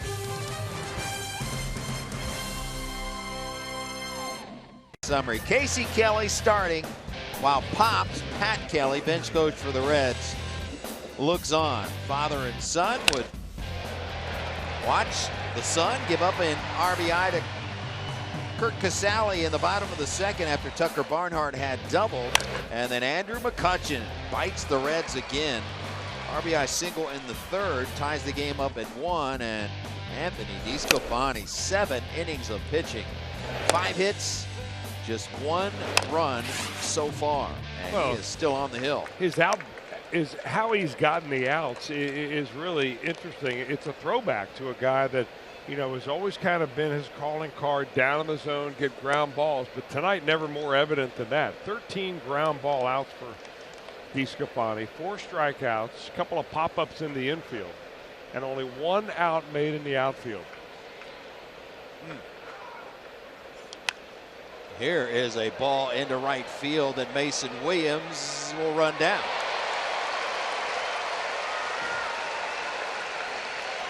Went a long way, did Mason Williams. Now 7 1/3 for DeSclafani. The last Reds pitcher to throw at least 7 innings in 3 straight starts. That guy, Anthony DeSclafani. End of August, early September in 2016. Now that's why the Reds have been waiting for him to get healthy and be back with a lot of hope. Hunter Pence coming in as a pinch hitter. And every time Hunter Pence steps into the box here at Great American Ballpark, some people just shiver. It was that 2012 season, which the Reds, over that run of 3 out of 4 years in the playoffs, 2012 was the best team and their best chance. Well, they were much better on paper than the Giants. Yeah. They had that 2-game lead. They came back here, and Bruce Bochy knew he had to say something to his team. So he got them together after a day off where they got to work out here at Great American Ballpark. Broken bat, one hopper that Gennett fights off and retires Hunter Pence. And he actually began to tell a story, a biblical story, of how much outnumbered a group of men were able to overcome the odds and win. And he wanted to get his team fired up. And in the middle of the story, Hunter Pence stood up and said, "You mind if I say something?" And Hunter Pence, who had just joined the team earlier that year, a lot of guys didn't even get to know him that well, basically just took over. And for the next 10 minutes gave a kind of speech that by the end, his teammates are ready to run through the wall to get through the field. Yeah. And it was a miraculous run of against all odds for the Giants that year. And the first against all odds victories they had, of course, is winning 3 straight here against Dusty Baker's crew, as they just stunned the Reds and Reds fans with that 3-game sweep. First time all year long the Reds have lost 3 in a row at home.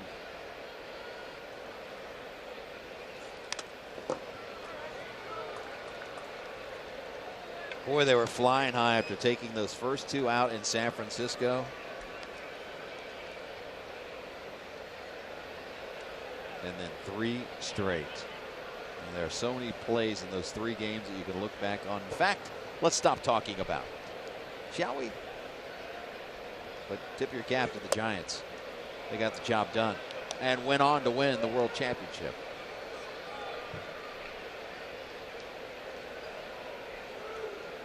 McCutchen, the only RBI tonight for the Giants, and the only run DeSclafani has given up. Past Suarez, and that'll be a base hit. That ball was smoked.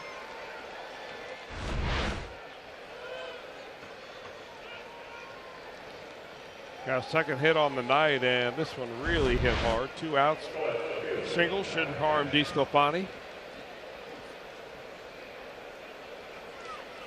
And here comes Jim Riggleman. This is a jog out, and normally this is a strategy talk when he jogs out there. You know, that's what Sparky Anderson used to do. You always knew when Sparky came to the mound in a little bit of a jog, Captain Hook wasn't ready to remove the pitcher. Right. But if he came walking out real slow, yeah, and he would come out and he would do the he would do the actual hook. Following each and every Reds game here on Fox Sports Ohio. Stick around. Reds Live, the post-game edition, brought to you by Performance Kings Honda, for a complete recap and interviews from the locker room from the famed Fox Sports Ohio condominium. Condo. Swing and a miss by Hansen.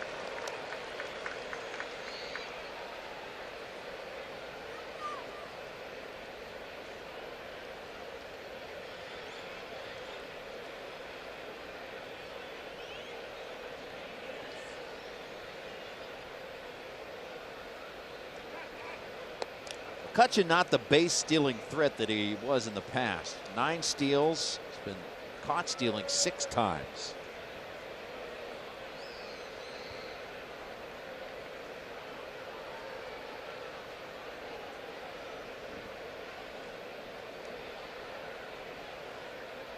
There he goes, though. And it bounces away from Casale. Head first slide by McCutchen. Had he looked back, he might be on third base.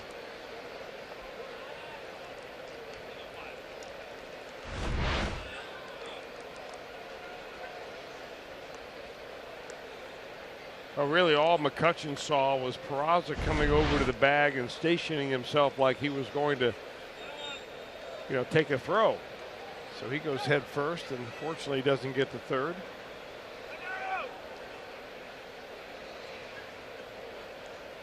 And now a big at bat here by Hansen. 1-1 game, go ahead run at second base. 95 pitches for DeSclafani. 2-1. But he's still throwing effortlessly out there. I mean, DeSclafani's now pitched enough this year to kind of get his sea legs under him, his timing down.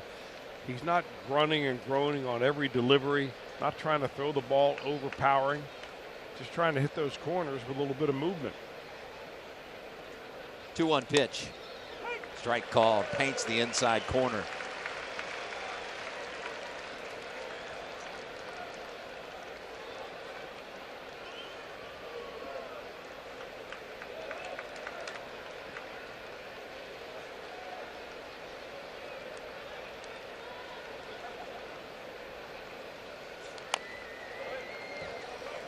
Count will hold it 2-2.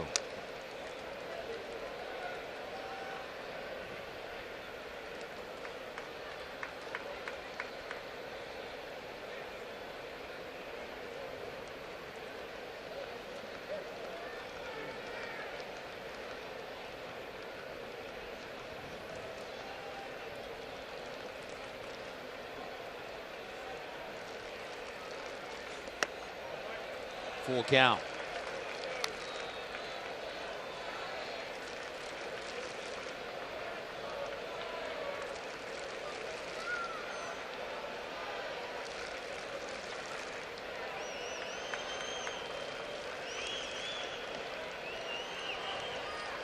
Payoff pitch. Gets away from Casale. And that is a bad break for DeSclafani.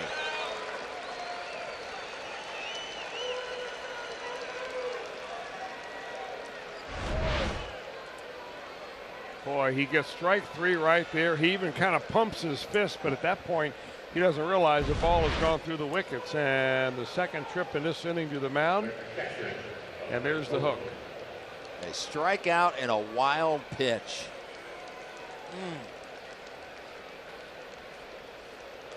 Riggleman will come out. And charging in is Jared Hughes.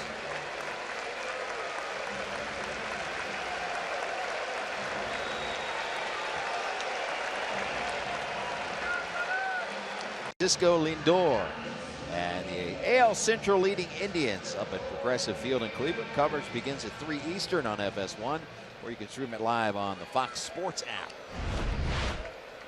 Quite the situation here. DeSclafani, after 7 2/3 innings of strong baseball, longest outing since August of 2016, and he is hoping for Jared Hughes to get him out of this inning.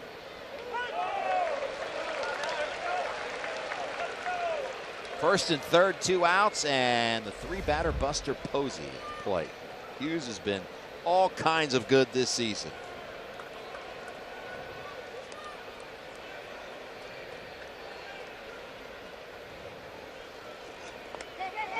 Casale keeps it in front of him this time, and McCutchen 90 feet away perhaps saves the go-ahead run. A rare slider for Hughes. I should say it's rare if it's over the strike zone. He'll throw him, but he usually teases batters with it. That bread and butter is that sinking fastball, and he gets a lot of easy ground ball outs with that.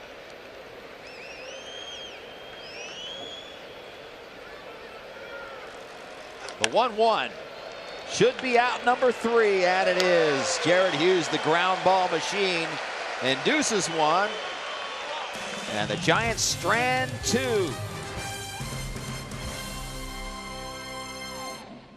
Features Tech Talk, Tom's Tidbits, and more.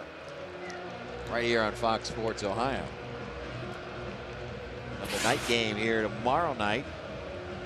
Matt Harvey, tough assignment. Madison Bumgarner, his 2.71 ERA. Now, the good news for him is that he's pitching against the Giants offense that doesn't do a whole lot. But remember, Madison Bumgarner can swing the bat. Sure can. He may be one of the better hitting pitchers in baseball in a long time. New pitcher for the Giants is Tony Watson, the lefty, and Jim Riggleman will counter. He'll take Preston Tucker out of this game. Philip Ervin at the plate.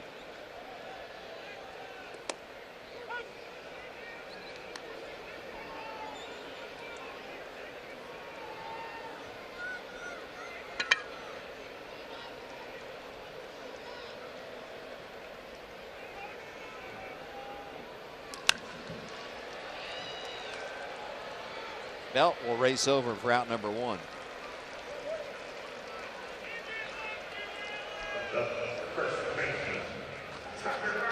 And that'll bring up Tucker Barnhart.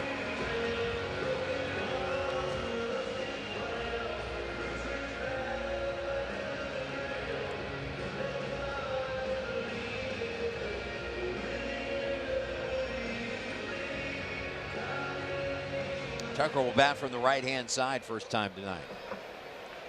Doubled his first time up and scored the only Reds run.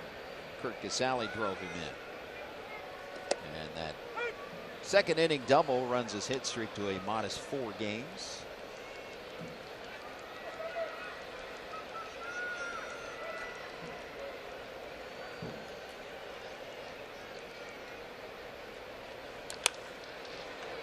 Longoria. Running throw, 2 outs.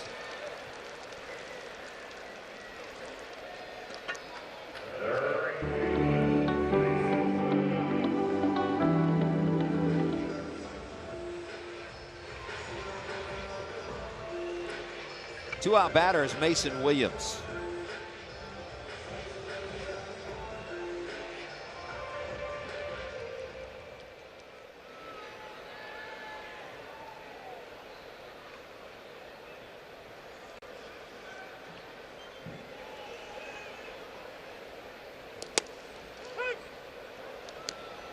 Oh, and 1.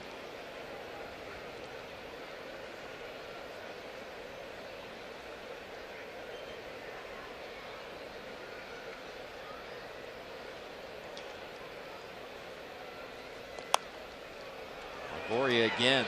This time he'll have to hurry. Safe. Pulled him off the bag, did the throw.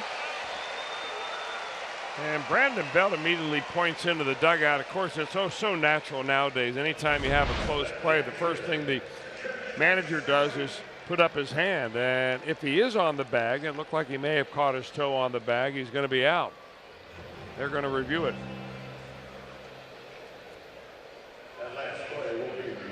Yeah, sure did look like he was still on the bag. Watch the tip of his foot go straight down when he reaches the edge of the bag. Right there. Take too long.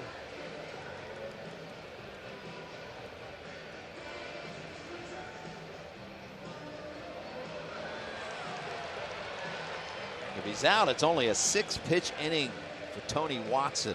And he's out. And it is just a 6-pitch inning. Off to the 9th. Still tied.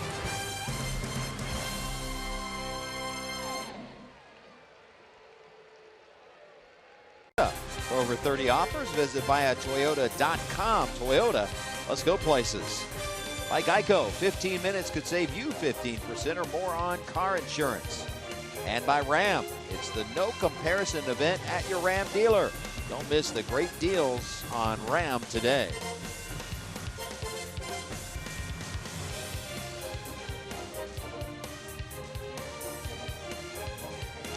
Philip Ervin stays in the game. After hitting in the 8th, he's in left field. Brandon Dixon enters the game in right. He's in the 9 spot. He'll be due up second in the bottom of the 9th. New pitcher, Raisel Iglesias. Been a while since the Reds have been in this kind of a ball game where we see Iglesias in here in the top of the 9th inning. Tie ball game. Not much offense really going on at all, although the Reds do have 10 hits. Almost all of them little singles that are either bounces through the middle or just over the infielders' heads.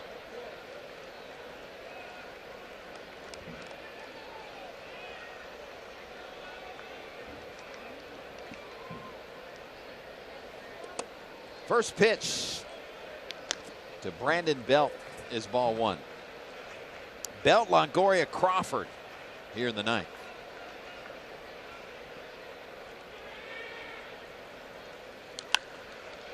Yeah, and if the Giants have a part of the order that is a home run threat, it would be this. Posey, not so much anymore. He's only got 5 bombs on the year. Longoria, yes. Belt, definitely. And Brandon Crawford. Belt and Crawford, left-handers.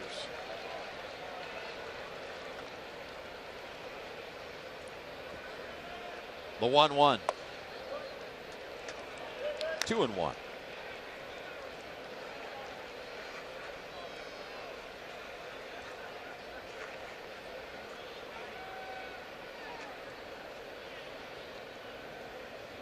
The pitch. Swung right over top of it. 2-2. Took a little bit off. That's the, you know, the arsenal that Raisel Iglesias has is so good. It can get left-handers out, right-handers out. He's got 3 or 4 pitches for, doesn't matter how you come to the plate. Swing and a miss. Ate him alive.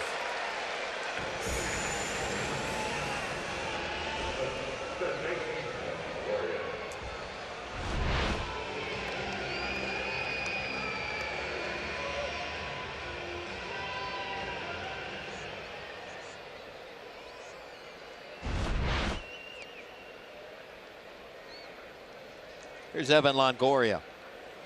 0 for 3 here tonight.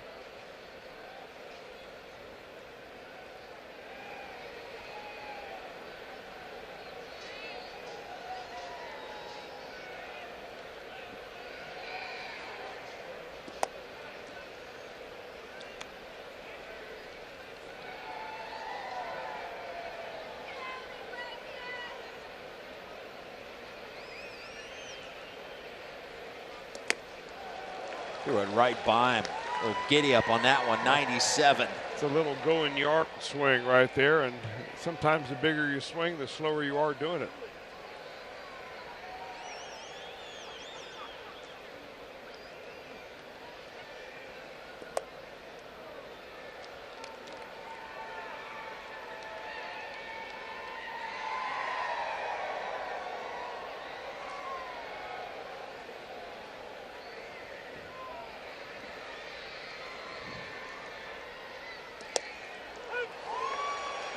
Two and two.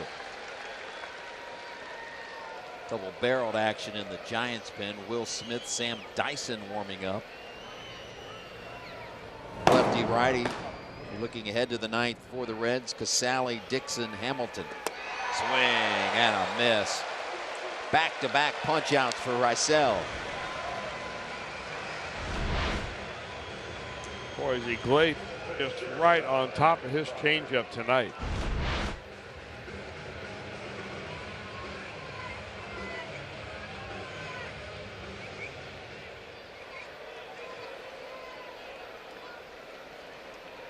And Kirk Casale's going to take a stroll to the mound.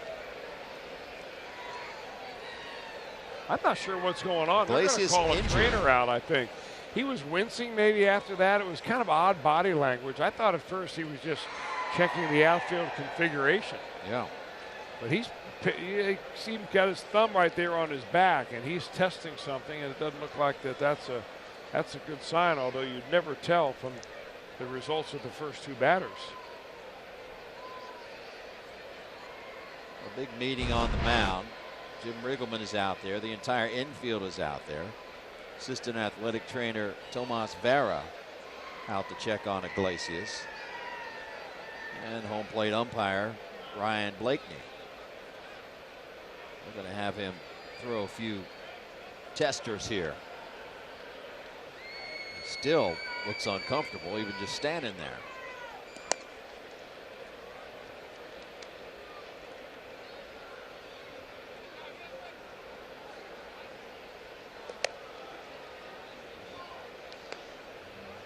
Thumbs up. It's going to stay in.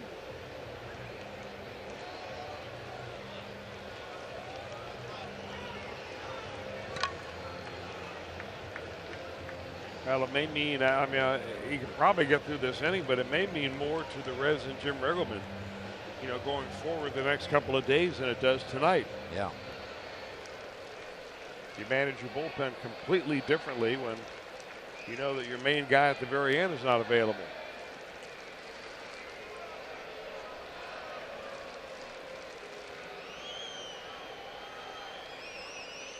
First pitch to Brandon Crawford is chopped to the right side.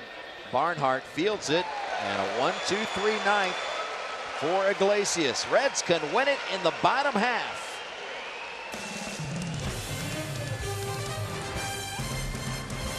They're going to get a Scott Schebler bobblehead presented by PNC Bank. You can see the Reds take on these Giants for as low as $12. For tickets, visit Reds.com. The Reds looking for a dramatic ending here in a pitcher's duel, although 16 hits between both of these clubs, but only 1 run apiece. And the Reds will try their luck off of righty Sam Dyson. Now, has he ever turned it around from last year? That 2.89 earned run average is about a third of what it was last year when he pitched for and the Giants. Casale, Dixon, Hamilton here in the ninth. Been around Miami. He's been in Toronto, where he broke into the major leagues at age 24. His second stint now with the Giants.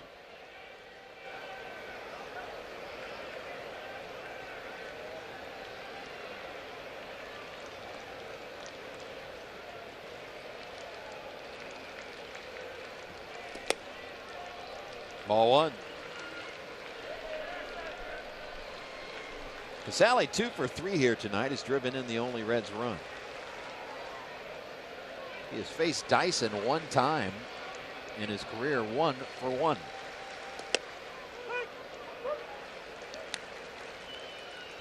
Dyson at one time was a closer. That was just a couple of years ago when he was with the Texas Rangers. Saved 30.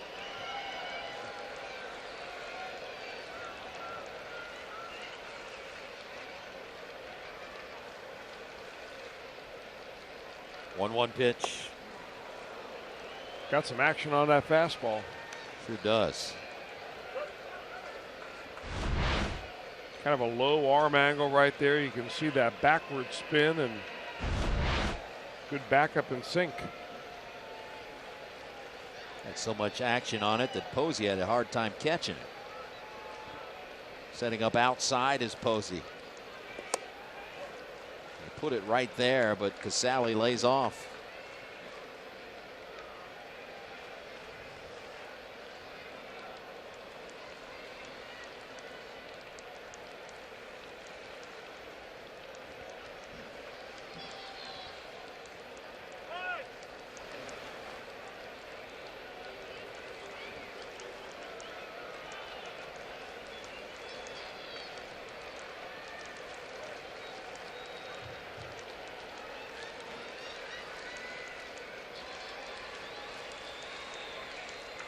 Two.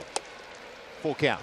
If you see Posey give a sign where he puts his index finger down and then kind of moves it around like he's stirring a drink, that's a universal sign for a 2-seam fastball. Give me the sinker right there. There it is.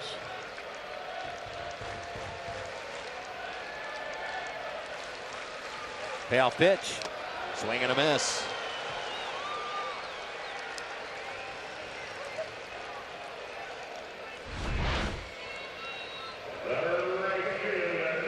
I guess, you know, if you look at Dyson, he's the Giants version of Jared Hughes. Not overpowering, averages about, 92, 93 miles with the fastball, but an extreme ground ball pitcher.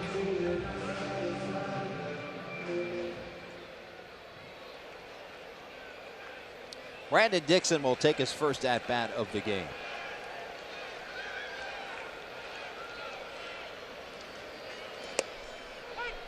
Average just at 176 for Dixon. He'll have a couple of home runs, 4 RBIs.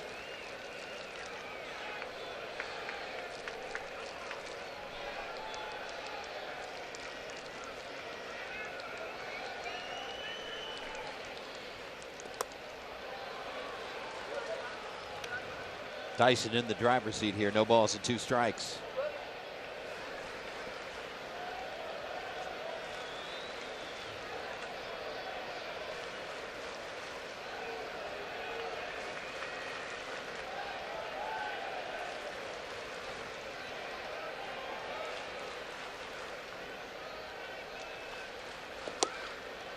One and 2.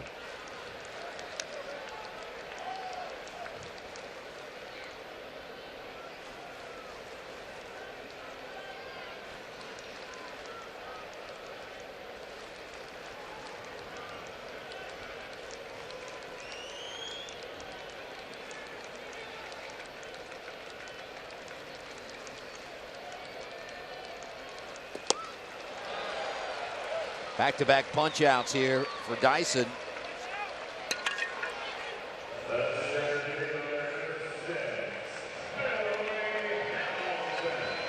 Dixon just overmatched in that at bat. And here's Billy Hamilton.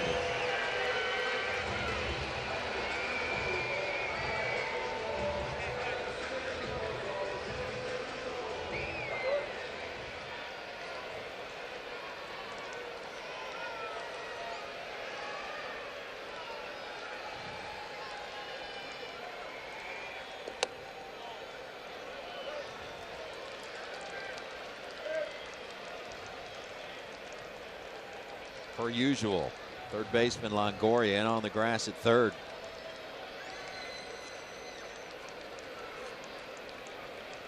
Against the speedy Hamilton. In the air, right field. Hit well, but not well enough.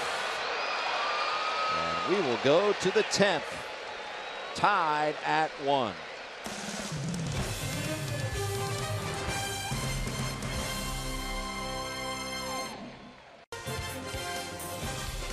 Top of the 10th in a 1-1 struggle. It's about hit the Giants, but only con that matters on the left. Tied at 1. Giants are 9-6 in extra inning games this season. Reds 5-7. This is the 16th extra inning game for the Giants. That is most in baseball. Iglesias still on the hill. Joe Panic at the plate. And a leadoff base hit.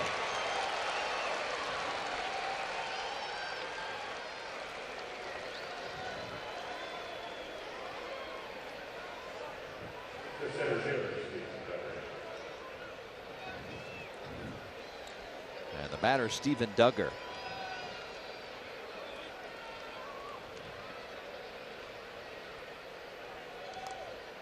Let's see if Bruce Bochy is going to play it the old-fashioned way right here and have Duggar bunt. Duggar's like an old-fashioned, good old-fashioned baseball player. Good defender, good base runner. Not showing bunt on pitch number 1. Bam Bam right there. Hensley Mullins. He's been mentioned a lot for being on the short list of some managerial jobs. Yeah. I mean, when you're the bench coach for Bruce Bochy, you want to get into that experience, that mind, if you will. Bochy rubbing off on whomever. And the other guy who's been mentioned a lot is their third base coach, who was their bench coach a few years ago, and that would be Ron Wotus. Yeah. Wotus taking over that spot vacated by the Flan man, Tim Flannery. Your guy.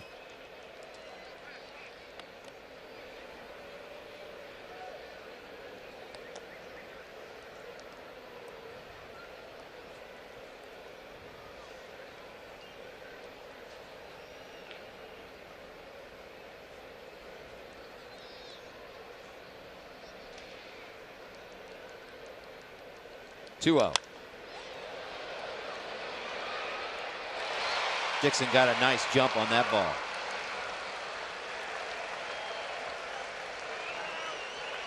Actually, one of the harder hit balls of the night by either team. That ball sounded great coming off the bat. Dixon wasn't fooled at all as the sinking line drive he came in and grabbed.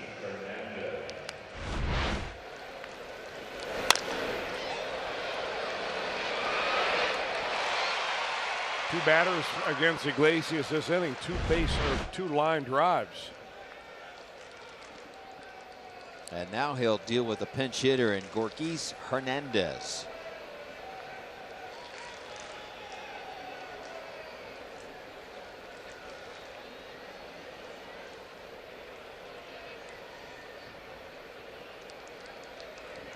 First pitch to Hernandez is a breaking ball in for a strike.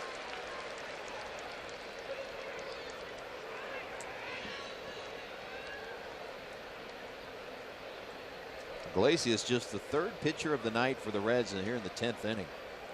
DeSclafani, if you're just joining us, 7 2/3 of 1-run baseball. Hughes just a 1/3 of an inning, and now Iglesias in his 2nd inning of work.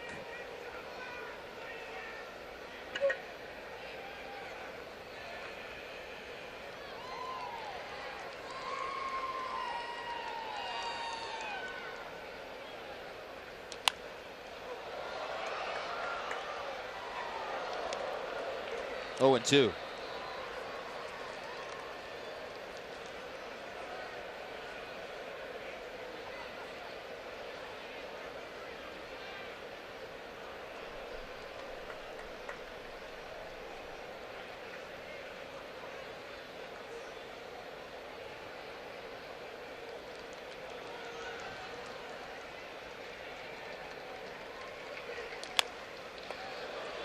Could be 2. 5, 4, 3. It's a double play. But we're going to hold it here because immediately signaling back to the dugouts was Hernandez. And he's got a good case. Well, I'll tell you what, Dan Molino having a rough night down there at first base. Sure is. He had one overturned earlier that didn't take but about 10 seconds on the replay, and this one is clearly wrong, and he had a good line of it too. Look at him down on his knee. That's the old-fashioned way that umpires make a call right there. I don't know whether he was just shielded out by something or, you know, nowadays it's gotten to the point with the instant replay that the fans basically, they just want the call made right. Yeah. Everybody wants to get the call right. But if you're an umpire, you're being judged on every one of these, especially these quickies. And that's the 2nd time he's received a public spanking.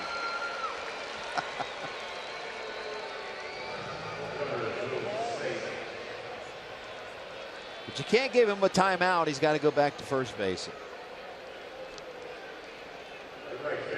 Continue umpiring. And we'll go to the top of the order here in Andrew McCutchen. Well, these replays certainly aren't taking long. That's the way they were designed in the first place. Yeah.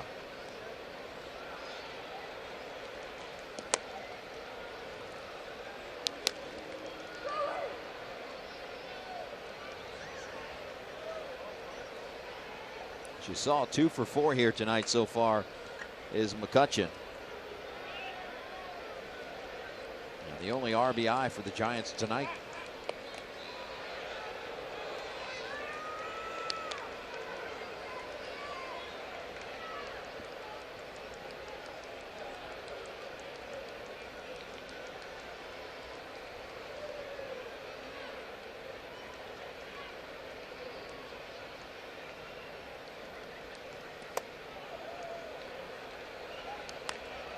Danger right here when you get behind McCutchen. He's hit the ball hard twice. Especially his last time, a line drive to left field.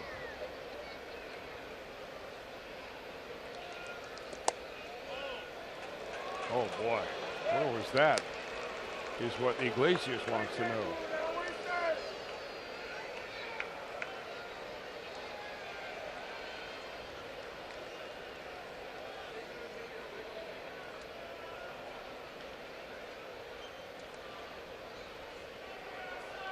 .30 pitch into right center field.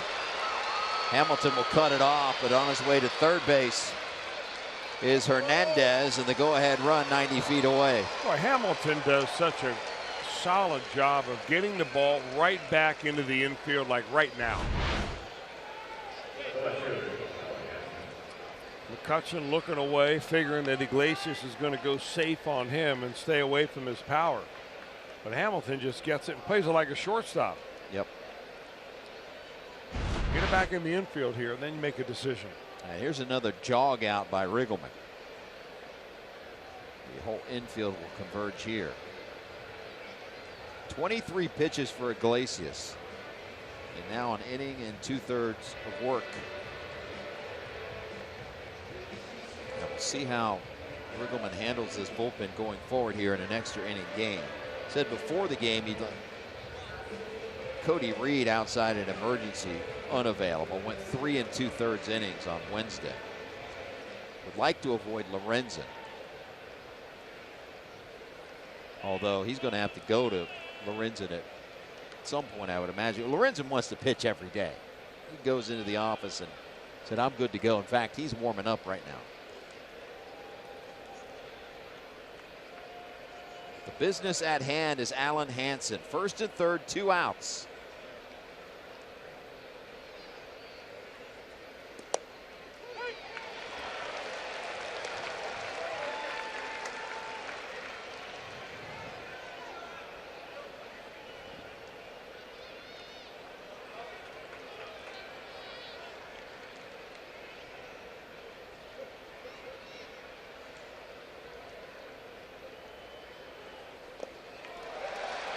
No balls and 2 strikes.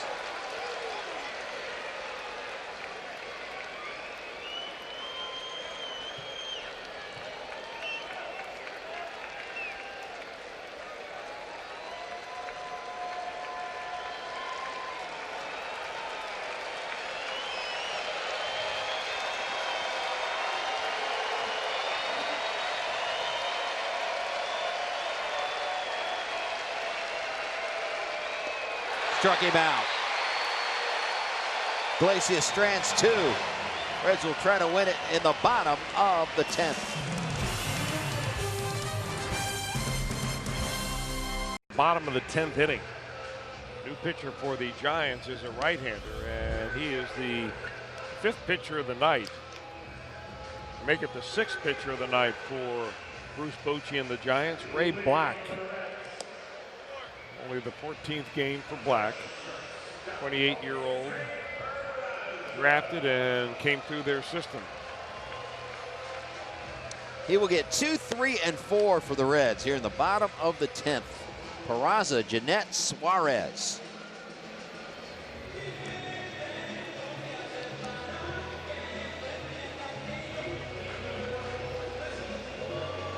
Peraza, a couple hits tonight, a couple of singles. Back in the 3rd and the 5th. Tried to bunt his way aboard last time up. Bunted it right back to the pitcher.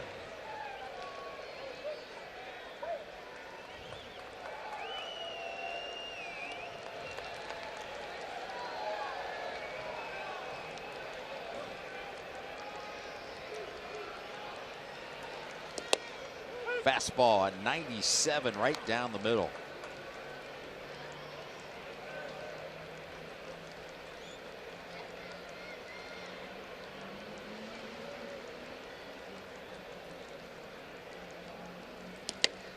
Threw it right by him at 99. If I'm not mistaken, Black has pitched 10 games in AA. He's also done a lot of time in AAA this year, just recently recalled, but he is on some kind of a roll right now.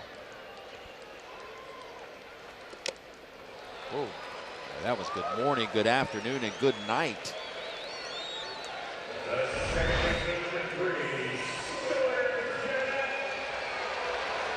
Nothing fancy.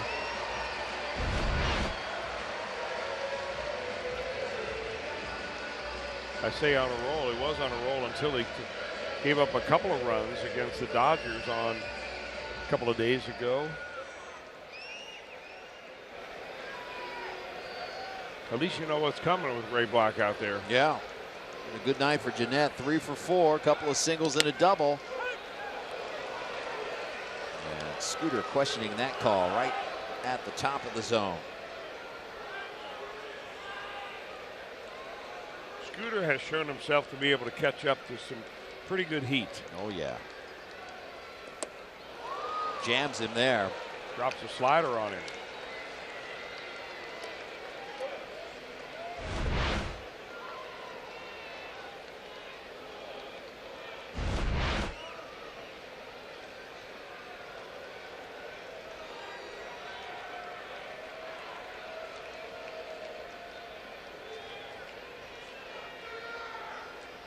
The 0-2.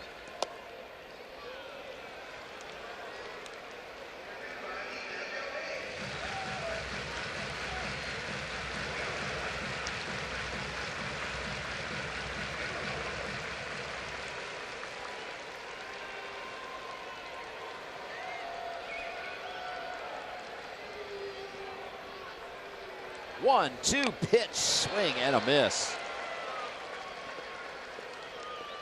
Strikeout Peraza, strikeout Gennett.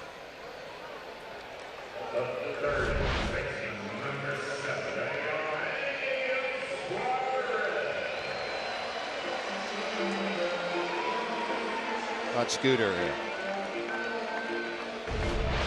Not good to see him. He tried to take it out of the glove of Posey.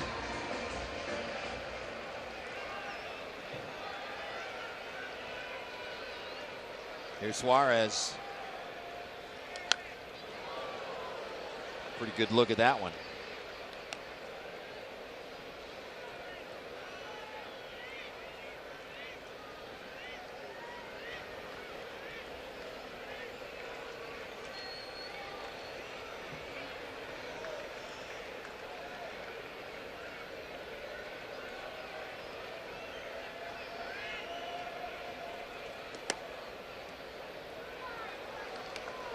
One ball, one strike to the Reds' third baseman.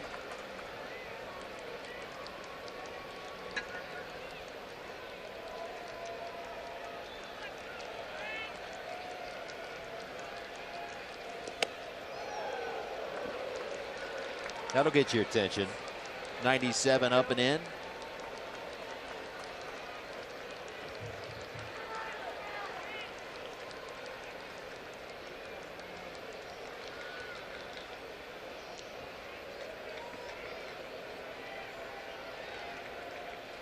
Two-one to Suarez.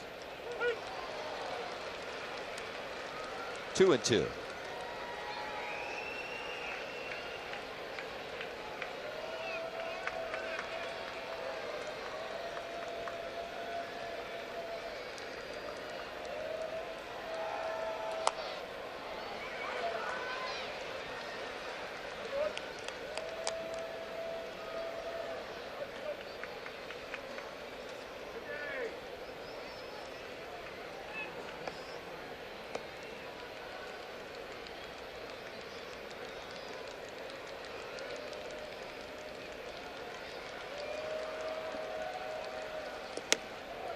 Full count.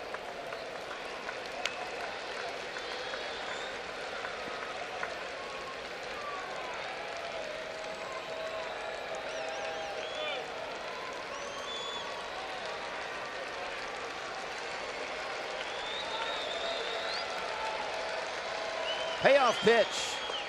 Check swing, and he went. Black comes in and strikes out the side in impressive fashion.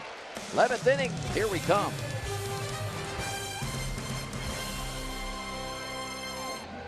Of extra innings. 11th inning about to ensue here. 1-1 game, Reds and Giants, first of 3 in a weekend set. Glad he can hang out with us here on a Friday night. With Chris Welsh, I'm Jim Day. Well, there'll be fireworks after this ball game, I believe. Is that not correct? That is correct. There have not been much in the way of offensive fireworks so far tonight. There have not been.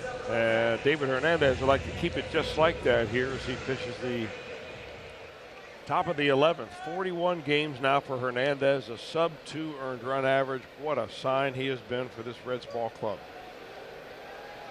Solid.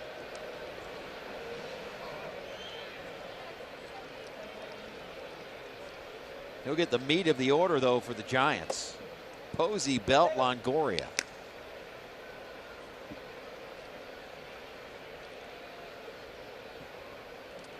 And he has faced Posey a boatload of times, 14 times in his career. Posey 2 for 14. It's a 143 clip, and he does have a home run.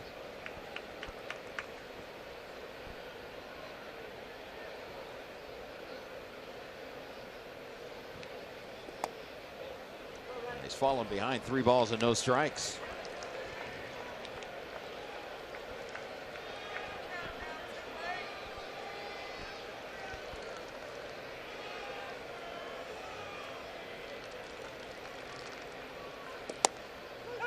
Three and one.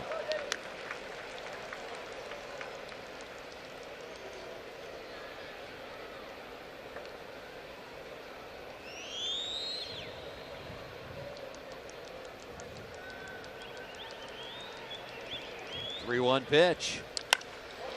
Hammered into left center field. Hamilton! Billy does it again. Not many can go get him like Billy Hamilton. You don't pick your spots for good defense. Hamilton seems to get them all, but if he was going to pick a spot, this would be a perfect time to make a diving grab on a ball evidently knuckling off the bat of Buster Posey in the left center field gap. A little slip and slide action at the end. Hernandez says, "Thank you very much."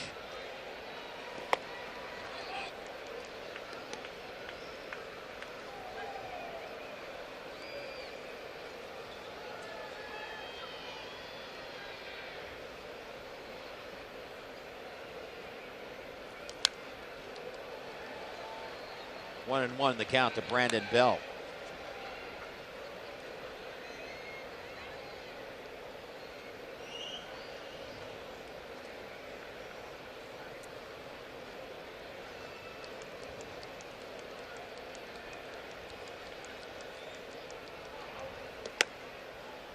Two and one.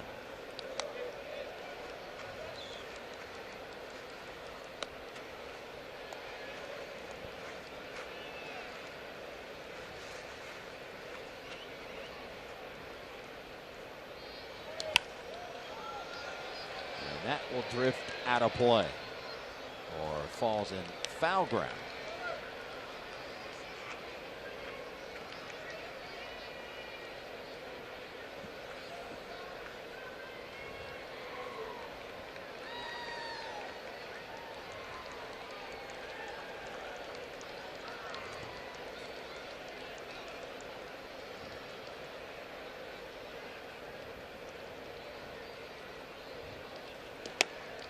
Full count.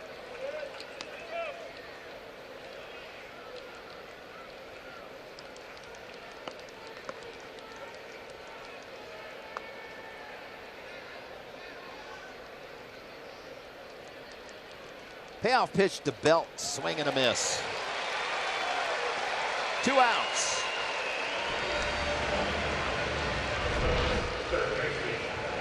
Howard and back-to-back strikeouts in this game for Brandon Belt, just could not catch up with the Hernandez fastball.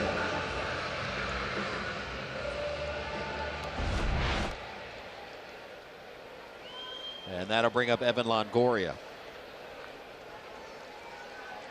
Phillip Ervin, Tucker Barnhart, Mason Williams due up for the Reds in the bottom of the 11th.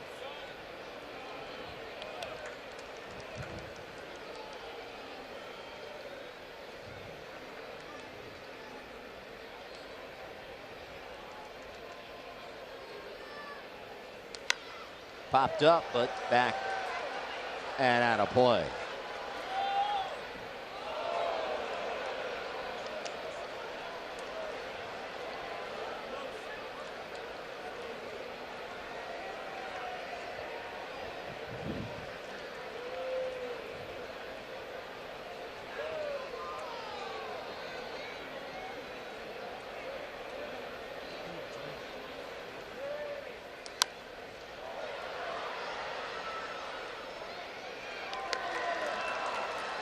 Check that on who's due up in the bottom of the 11th.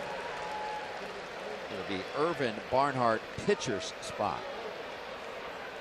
Jim Riggleman has Herrera and Aquino on his bench. Unless he were to opt for someone like Michael Lorenzen to pinch hit and perhaps pitch. Swing and a miss. Back-to-back strikeouts for Hernandez.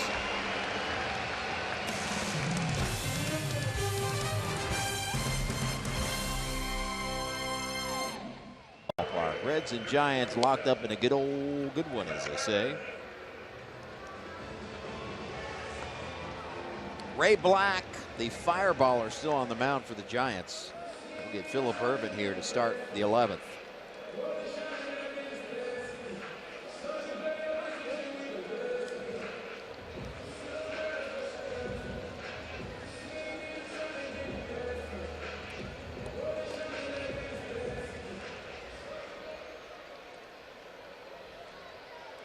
Ervin entered the game, batted in the 8th, grounded out. Took a big cut.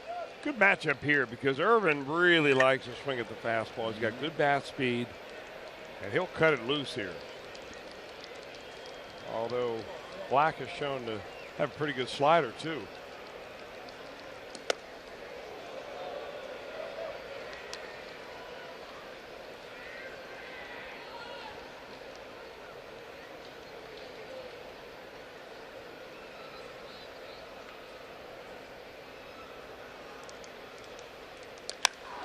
Drive, left center field.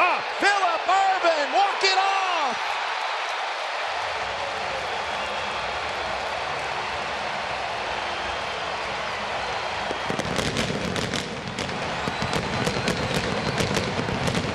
Philip Ervin touches the ball, and he'll be mobbed at home plate.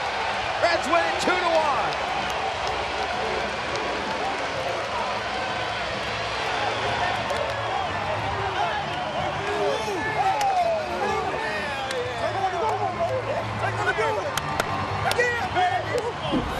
And just like we promised, it's time for the Miller Lite Hold True moment.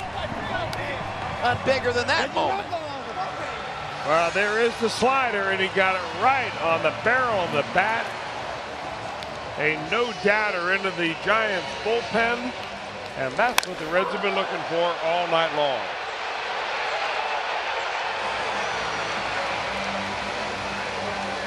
Throw that helmet off. Nothing like the winning bounce at home plate. And let's go down to the man of the moment, Philip Ervin with Jeff Pecora. All right, thank you very much, Jim. I'm here with the man of the moment, and man, that was so cool. That was a great swing. Thank you. I felt really good off the bat, so. The first pitch you saw, you got a really good swing. Are you timing a guy on that when you know the guy can throw 99 miles an hour? I mean,